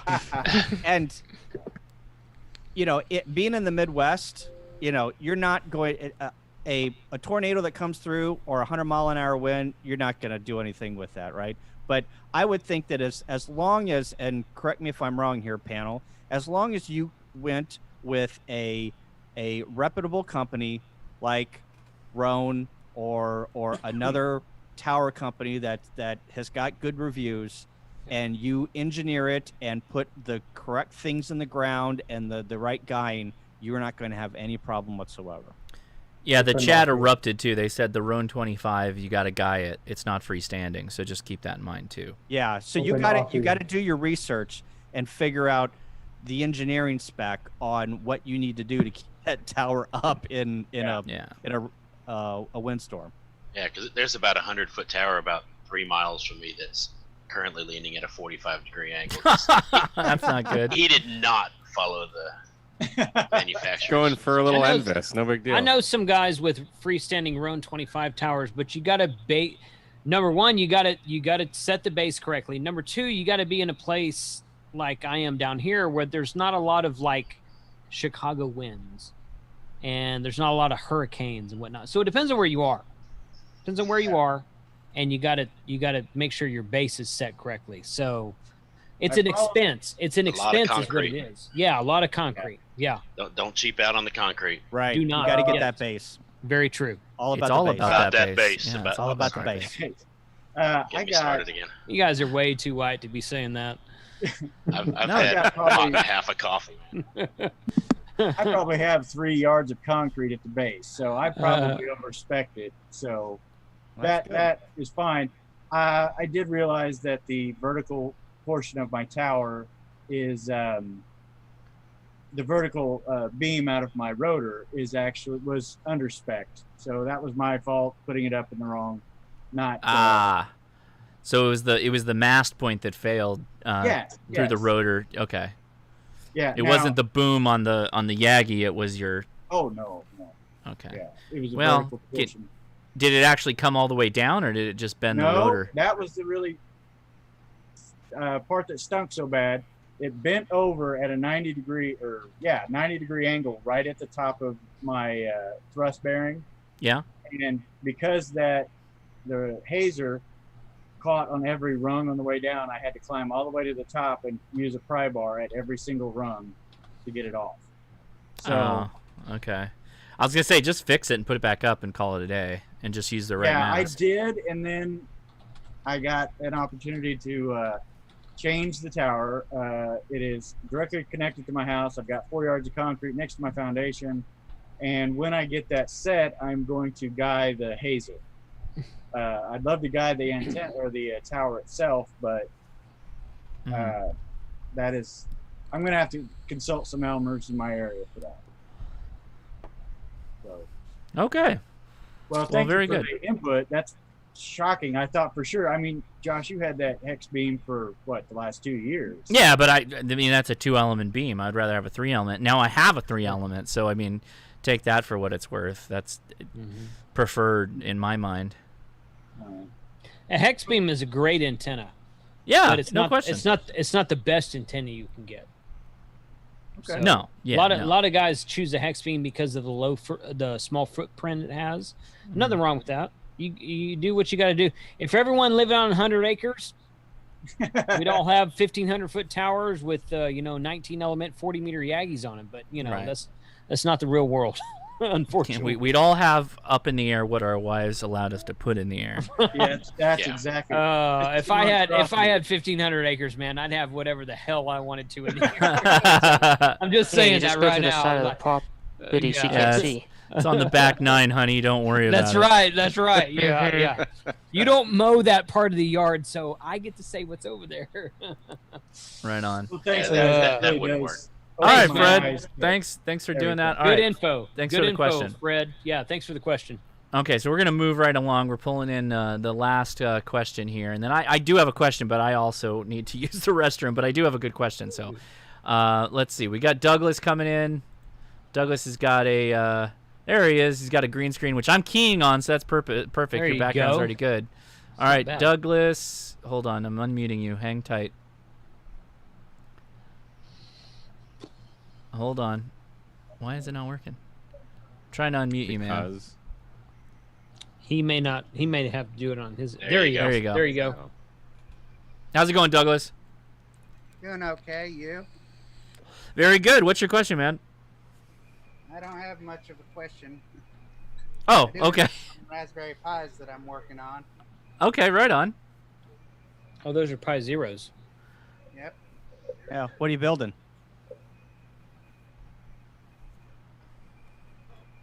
What are you building?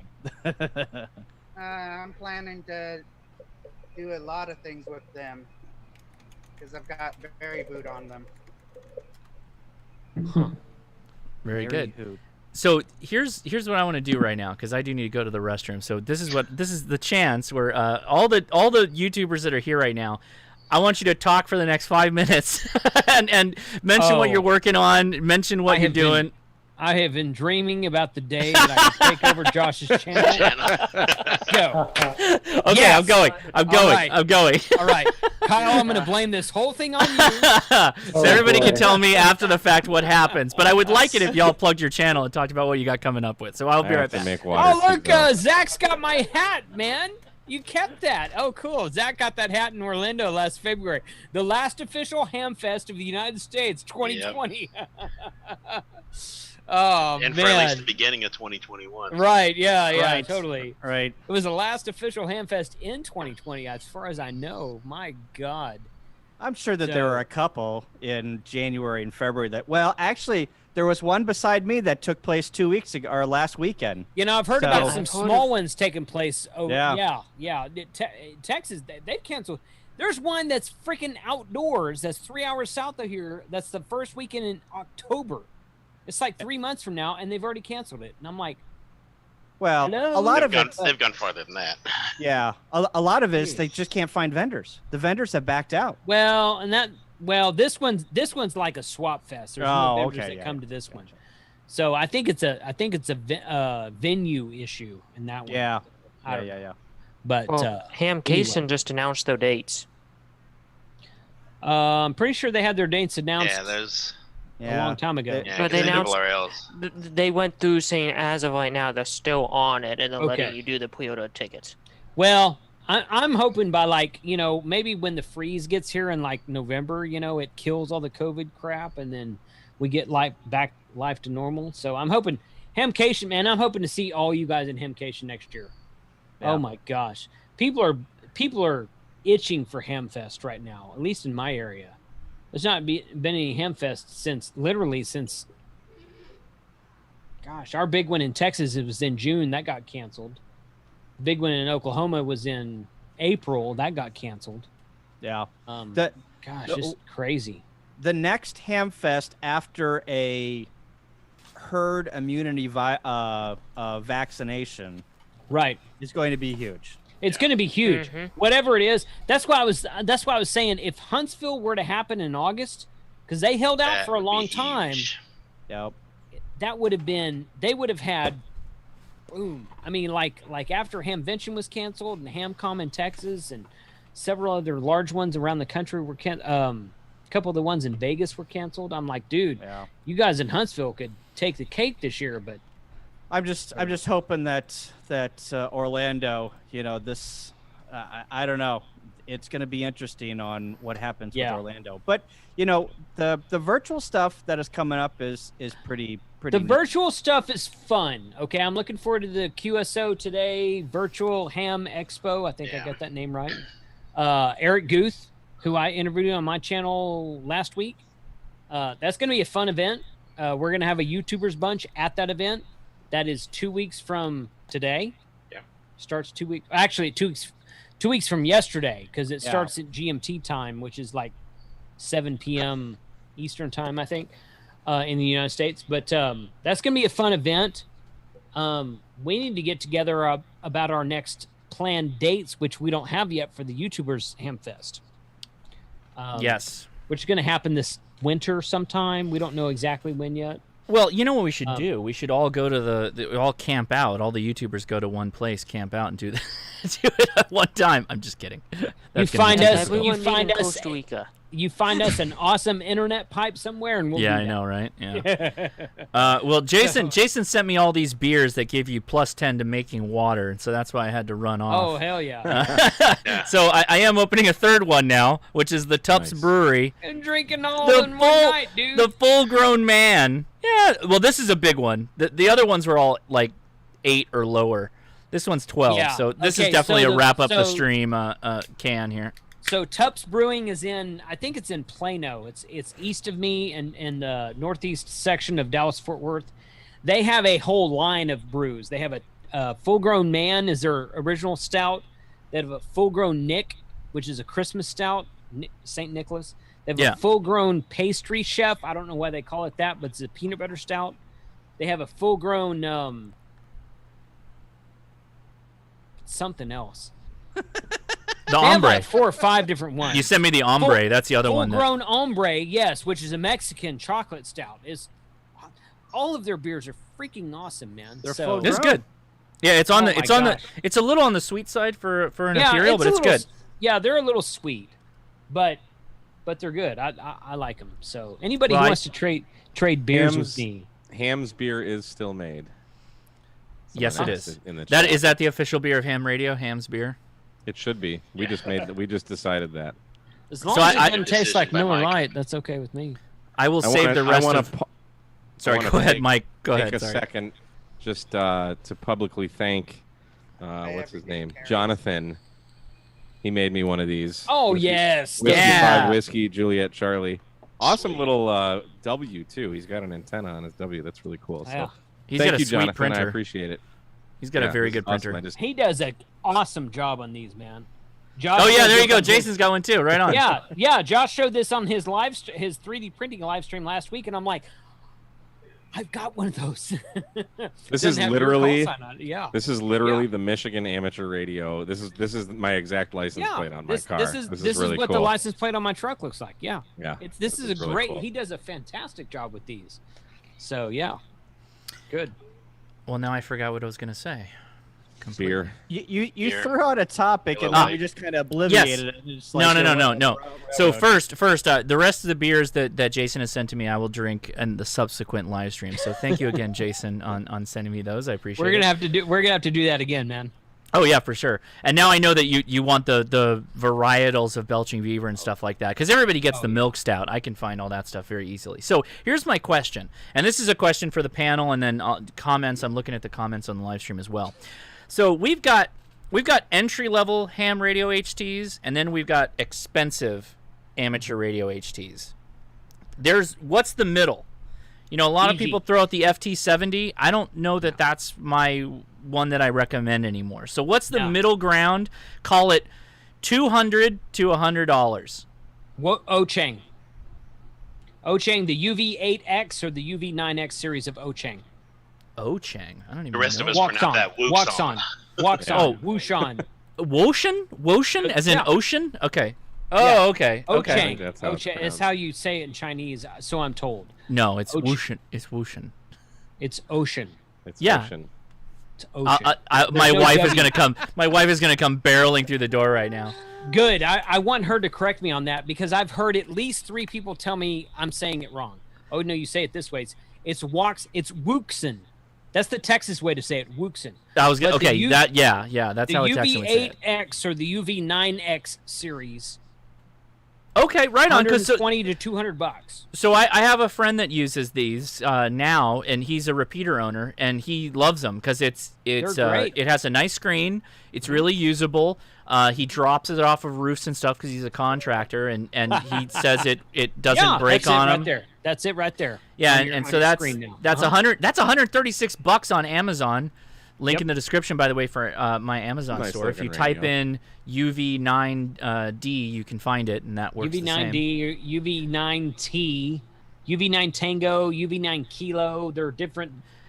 I don't know what the difference is between them. I've reviewed like 4 of them on my channel, but they're all basically the same thing. And it's So- just Oh, FM, there's one right? of them that has a duplex in it because the satellite people are doing it. The FM sat. Yeah, there's a full duplex one. Yes, there is. Yes. Uh-huh. So correct. I appreciate this option because that was the only one of the Chinese brands that I was like, yeah, this is kind of an okay road to go down. But is there a Japanese manufacturer HT that's in that middle ground between $200 and $100 that you recommend at this point? They kind of don't make one in that price range. So that's kind of what I've noticed is that we're lacking of course the FT60 is still there. Like FT60 is an still older there. radio. It's still really solid, but you know, it's a little chungus now. It's getting a little big. It's still thing running I off the don't- NiCads. So I've got the FT65, which is right here. FT65, which I've recorded a video on. I haven't posted yet. This is a great radio. Nothing in the world wrong with this radio. The thing I don't like about it is it's single display and single receive. Yeah. Yes. It's dual band. Yes. But you can't monitor both bands at the same time. And You I'm can just- only have the one I'm like, home frequency. You can have a Right. home frequency that Right. it'll switch to, but it's not actively monitoring. It's kind of like, Right. oh, 5 Correct. seconds, I'll look. Nothing? Okay, I'll come back. 5 seconds. Yeah. Look, come back. It's not.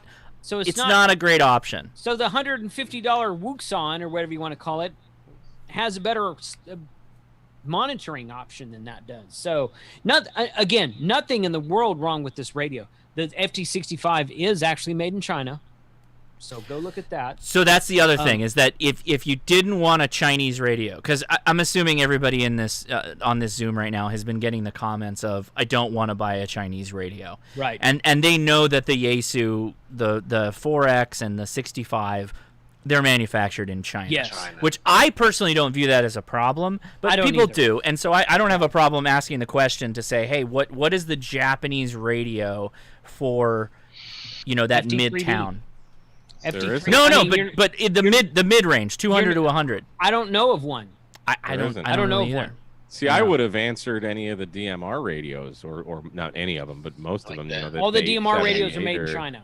I Yeah. understand that, but for a mid in that price range, that's what you're going to get.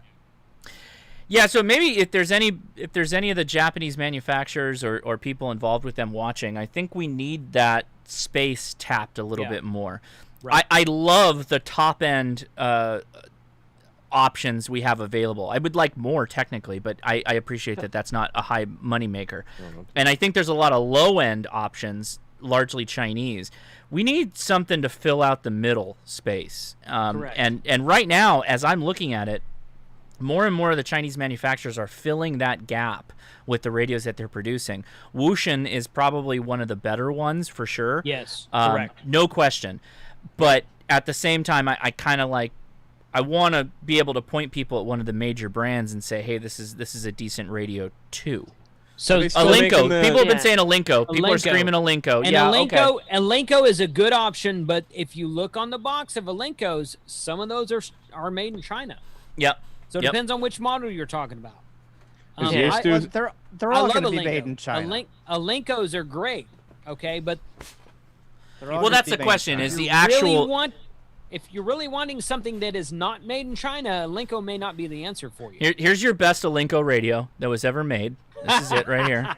This is the only credit one that you card should radio, buy. yeah, The yeah. credit card radio. This is the best Alinco ever. So make sure you go find those. Good luck, by the way. Good luck if you can find them. Working in particular. No, Yes. seriously though, it's a good question, and I've been looking into it myself, and everybody's saying FT70, FT70, literally multiple people. That's it. Yeah. That's But the only thing that's the out there. only one, and I would go out so far as to say that it is not necessarily the best option. The It looks battery like an life is. absolute I nightmare to do use. not It's like the poor. FT70. The battery life is poor on the FT70. Battery life sucks. It is still mono band. Mm-hmm. It's not. Oh, you mean it doesn't have dual band. channel? It's not dual mono channel. monitoring. It's not dual So- channel. Yeah. So I know Correct. a lot of people that just got frustrated with DMR, so they went and got FT70s that they just sit on their desk at home and they walk around the house talking to a Pete on it. Well, you know, and so- that's okay. You know, I know some people are frustrated with DMR.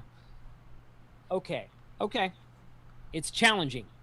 Okay, it's not as hard as you making it out to be, but it's challenging. I get that. Okay. Oh, but the I love FT70 mine. it's like the Alinco. I'm sorry, the Anytone 878 kicks the crap out of the FT70. And it's like night and day. Oh, yeah. So I'm battery not- wise, speaker wise, function wise, everything. Well, I think Isn't the the 878 like $230? Yeah, that's $239. that's Yeah, the so problem. we're out of that I'm price talking range. I'm talking $200 to $100. By the way, so the- 868. the 868 is 189. The 878 is the loudest HT I've ever heard.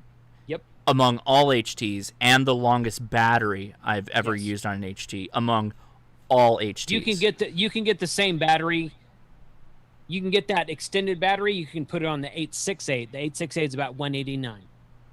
Okay. It doesn't have Bluetooth or APRS, but it has everything else. Well, the 878 doesn't really have APRS either. Yeah. Well, it beacons. It beacons. Yeah, right. Correct. Everybody in the chat is Right. not understanding my question. I'm talking $200 to $100. What is Right. your mid-range HT? Because 868. I get so many questions, and I'm assuming everybody does here in the Zoom, is Oh, yeah. what do I upgrade to from a Baofeng? That is the question I get more than anything. And they're not ready to drop $350 on an FT3DR.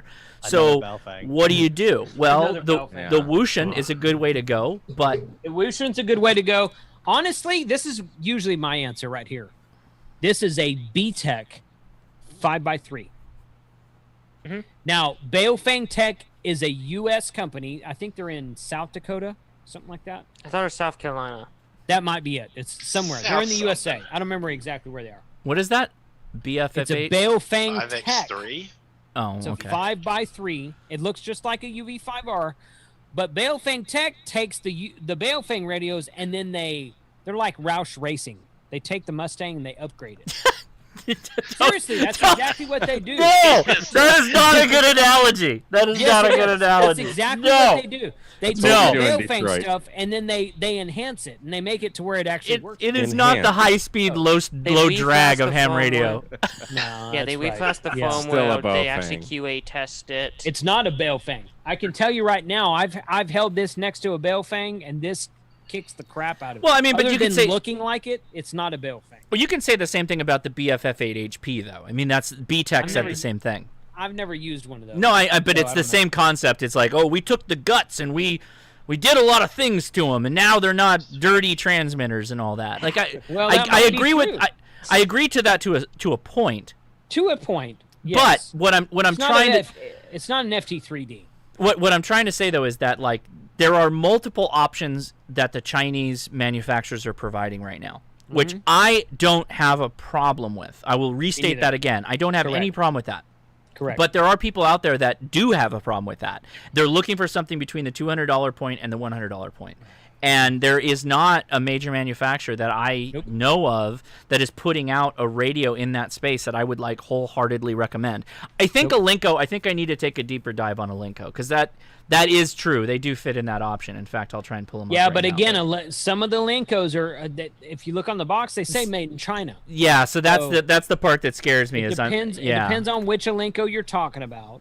Their dual band DMR HT is made by Anytone. I mean, it looks just like the Anytone, the B-Tech 6x2 or the Anytone D868. It's the same radio, all intents and purposes. So, Jason, are you watching the stream right now? Can you see the stream video on YouTube? Sure. Okay. Ford, so, first on race day. Yes, I saw that. So and that's correct. First on race day, Ford. I drive a Ford. I know you do. So the Alinco DJ MD5 TGP is a DMR 5-watt radio. I bet you this is made in China. Look at the display on that. It absolutely is. It's the same thing as the. It looks the same as the Anytone. Yeah, You can exactly take the same. Anytone. You can take the Anytone code plug and shoot it into that radio. I've done it. Yeah. Well, that so is an Anytone radio. So that's the problem. Is like where you know. It's Toshiba guts. Now I'm not saying there's anything... Sony guts. It's got Sony guts. Sony guts. I'm not saying there's anything wrong with it. I'm just saying call a spade a spade. That's an Anytone radio.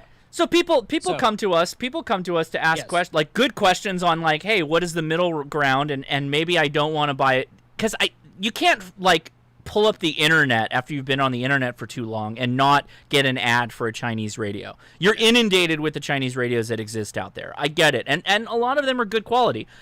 There just really isn't that many Japanese quality radios in that middle space anymore, which I think is. I think there needs to be more of. The VX6R, is that still being sold? What was that, Mike? 6R? I said Lee Harrell in the chat just recommended the VX6R. I have the VX7R, which is not being sold, or the 8R isn't being sold, but the 6R might be. Or the 6R is, the but it's answer $250. would be the 6R is still You'd available. have to buy used, honestly, here's- to get anything. Here's my problem in with that the price mono range. band. Here's my problem with the mono band stuff because a lot of people are saying ICOM V86, which is a good radio, but it's monoband. Yes. I hate to say but monoband like it's a negative, but to a lot of people it is. And again, I'm not saying I've looked at this radio and I'm reviewing it. I'm saying when people ask you about, hey, I'm going to buy one radio and that's all I'm going to have for the next year. That's what I'm trying to remember is like people aren't crazy like me and just go buy radios like people swap cell phones. I have to remember, they're going to be sitting on this for a really long time, and you got to be really careful with what you recommend to people. And so that's why it's like, I don't know. But, and it also depends on where you live too. That's what I was going to say. There are a lot of people that have there are no 70 centimeter repeaters. Right. That's true. I couldn't. Here's I've the thing, got one, though. and it's deaf as a post. So that's a good point. Yeah. Yes. Good point. Steve and I agree live with- in the same area, and we get this question in the club all the time, and we recommend that 70R on that's your next radio. And there's 2-meter repeaters in my area. You can't swing a dead cat without hitting a 2-meter. Wait, what's the recommendation? What is it? The single band, the 70R or the 60R. What is the? Oh, the ICOM. Yeah, no, the Yaesu. Oh, the Yaesu. Oh, okay. Yeah, Gotcha. 60R. 60R. Well, so someone in the chat is saying who uses 70 centimeter anyway. I can tell you right now, I am on 70 centimeter more often than 2 meters in the Dallas-Fort Worth area. But it all depends on where you live. It does. It totally does. Both. It totally both does. all over each other. Here, I got your 70 centimeter radio right here. It's only 70 centimeter. And you know what? This is fine in Southern California. More repeaters are 70 centimeters than 2 meters down here.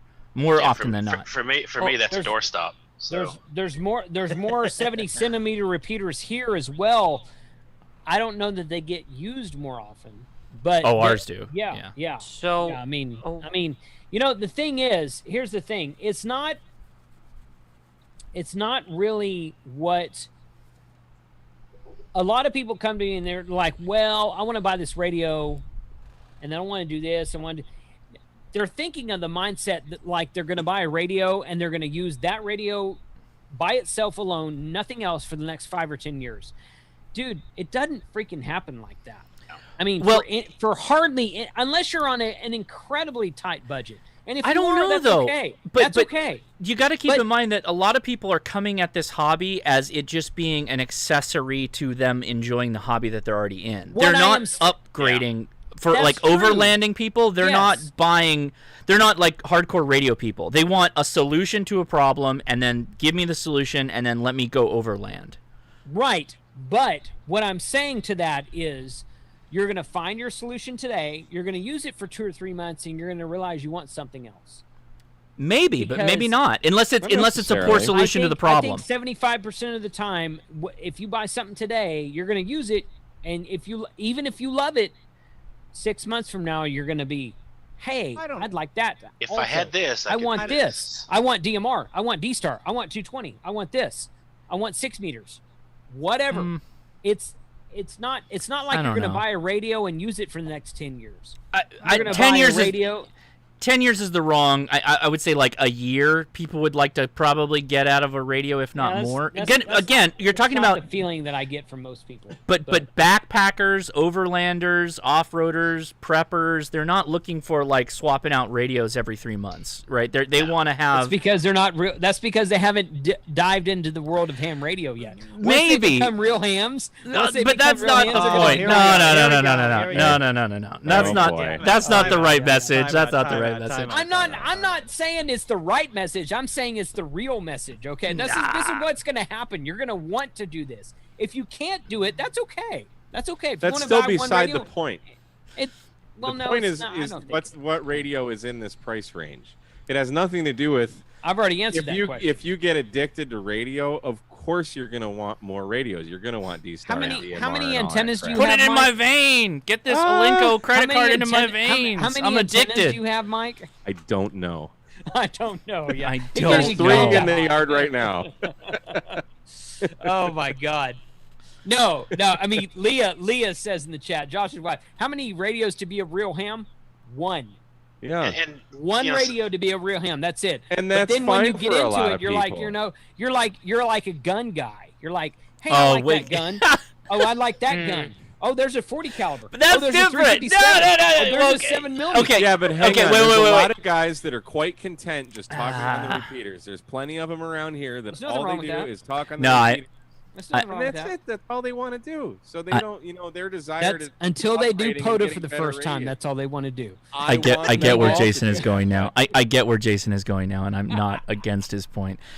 So seriously, I'm not though, saying it's bad or good. I'm no, just saying this is it's how not. it But the reality is that like when people ask you a simple question, you want to be able to drop a simple answer. Yes. And then if they get like hooked, then yeah, I can go to town and explaining what all these other options are, right? But correct. The That's I would often say the case in amateur radio. the There uncanny, isn't but a simple but answer. but hear me out. I would say the uncanny valley that goes from Baofeng to FT3DR and Kenwood D74 is kind of a Yes. weird space right now. Oh yes, It's kind I of agree a with that. I weird agree with area, right? So Josh, your wife says, I get where Jason is going, and I am against his point.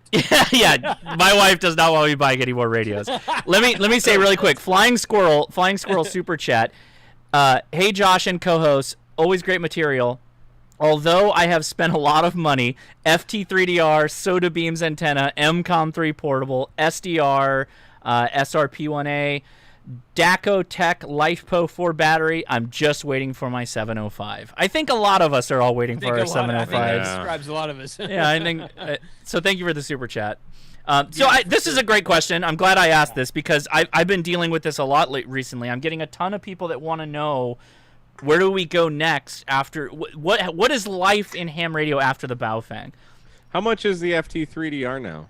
It's Is like it still like 350, $500 right? bucks? No, it's 350. 329. 329. Oh, that's not terrible. For Well, what yeah, that but radio again, is. you tell someone here's a $23 radio to get started, It's a and then big what's your next step? Oh, that next step's a doozy, boy. I hope you're ready. Like It's the drop off. it's not good. It's not a good For move. HTs it is, but in the whole spectrum of amateur radio, even if you were to go to take the jump from tech to general, now you want Yes. HF, and you're going to spend, the 891 I think is about $550 now, so that's kind of Yeah, the first that's about jump right. into Well, what I said, HF.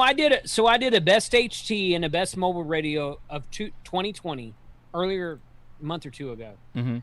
And what I said was, look, guys, you can buy the cheap stuff today and it'll work for you. You can buy the expensive stuff today and it'll work for. The difference is the FT3D, you're still going to be using 2 or 3 years from now. You're not going to be using your UV5R 2 or 3 years.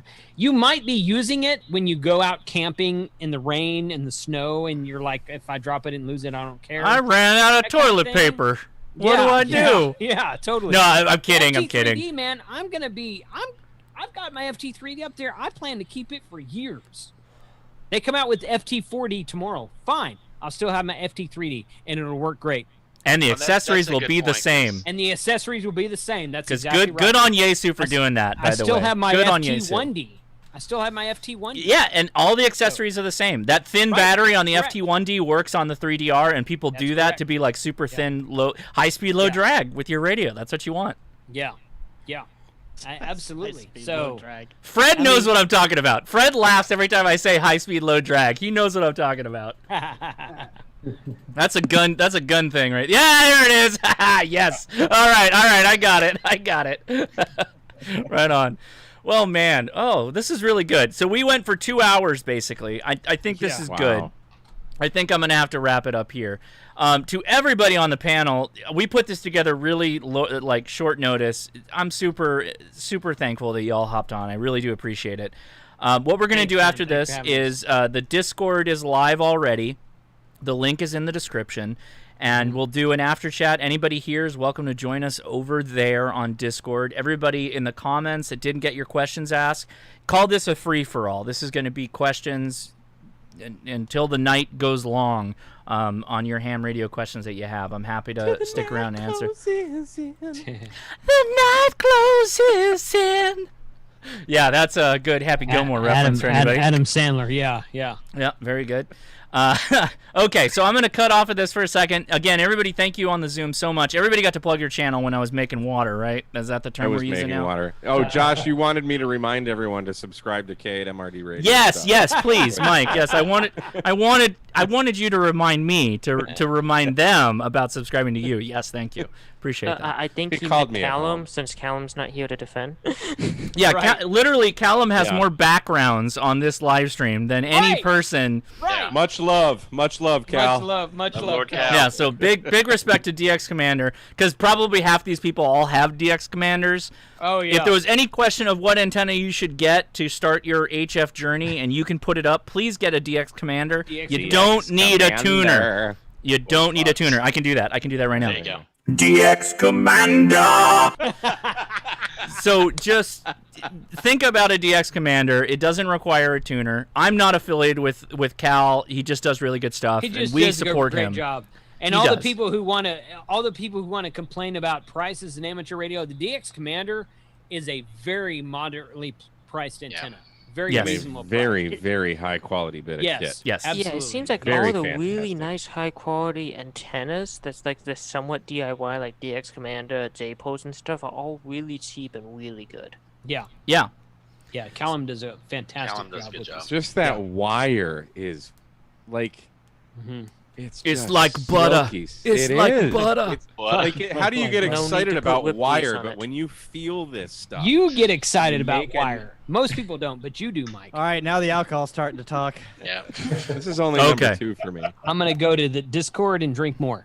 Okay. Well, we'll see you all hopefully on the Discord. We just passed 10,000 members on Discord, and it's been crazy. So thank Look you at for that. joining us. Who would have thought that the Discord would be growing at the same rate as Facebook? What does that tell you about social media? Is that That's right. people are crying out for more in tune and focused type of content and communication. Well, I love our Facebook group. It's great. We get so much better discussions, I think, on our Discord. I think the level of discussion is a much higher level than we can achieve Absolutely. at Facebook. So if you're ever thinking about taking a leap into Discord, we obviously have the link in the description for the Ham Radio Crash Course, but Jason, Ham Radio 2.0, has his as well, and we work together and do all that fun stuff too. So with that said, thank you everybody on the Zoom. I appreciate you all, but I'm going to hop over Thank here you. because I do have to thank the patrons. Thank you so much, Patreon, and everybody on there that supports us. We do a $1 a month newsletter, and then there are various tiers above that. I should mute these guys because who knows what they're going to say right now. I'll do that right now. But these are yeah, I'm gonna take these off now because they're yelling in my ear. These are the producers that is part of the perk for the producer level. At the producer level, we do a patron picks episode, which is once a month. They get to pick the topic of the live stream. This month, this coming month, August, normally it would be the first weekend of the month. This month, though, we're going to do it the second weekend because this month, Mike Glover of Fieldcraft Survival will be on the show. And I want to understand from Mike kind of what the needs are in more of a tactical environment with radio. So we're going to be having a lot of fun with Mike. You know Mike. Hopefully you all subscribe to him too at Fieldcraft Survival. I was on his channel and I did a podcast with him. It was a lot of fun. So please check them out as well. But man, it's going to be a really good discussion, and hope you join us for that. And that is next week. When I get that TX500, I will find a day sometime of this week to do a live stream where we will walk through a deep dive of the features that all of you have asked about, because I didn't do the deepest dive possible on that premiere video because just the form factor alone and trying to shoot all that and still try and get a video under 20 minutes was difficult. So we're going to do this in a live stream. I'll answer your questions live. We'll walk through the radio live and in the moment. So I hope that helps. Super chat from S.H. Rutledge. Pure character looking at himself in the mirror saying, "Thank you for being you," with hearts popping out of his eyes. That's what the chat conversion said. That was a sticker. Thank you very much, S.H. Rutledge. I appreciate it. All right, guys, I'm going to wrap it up. Again, a big thank you to everybody who hopped on the live stream. We put this together in such short order that I didn't get the links in the description, but I will do that literally right now when I get off of here and get everybody linked up appropriately. for the thank you that they all did hopping in here. So again, make sure you go subscribe to everybody. I hope you already did that. Okay, I am Josh, KI6NAZ. Thank you so much for watching. I'm going to Discord.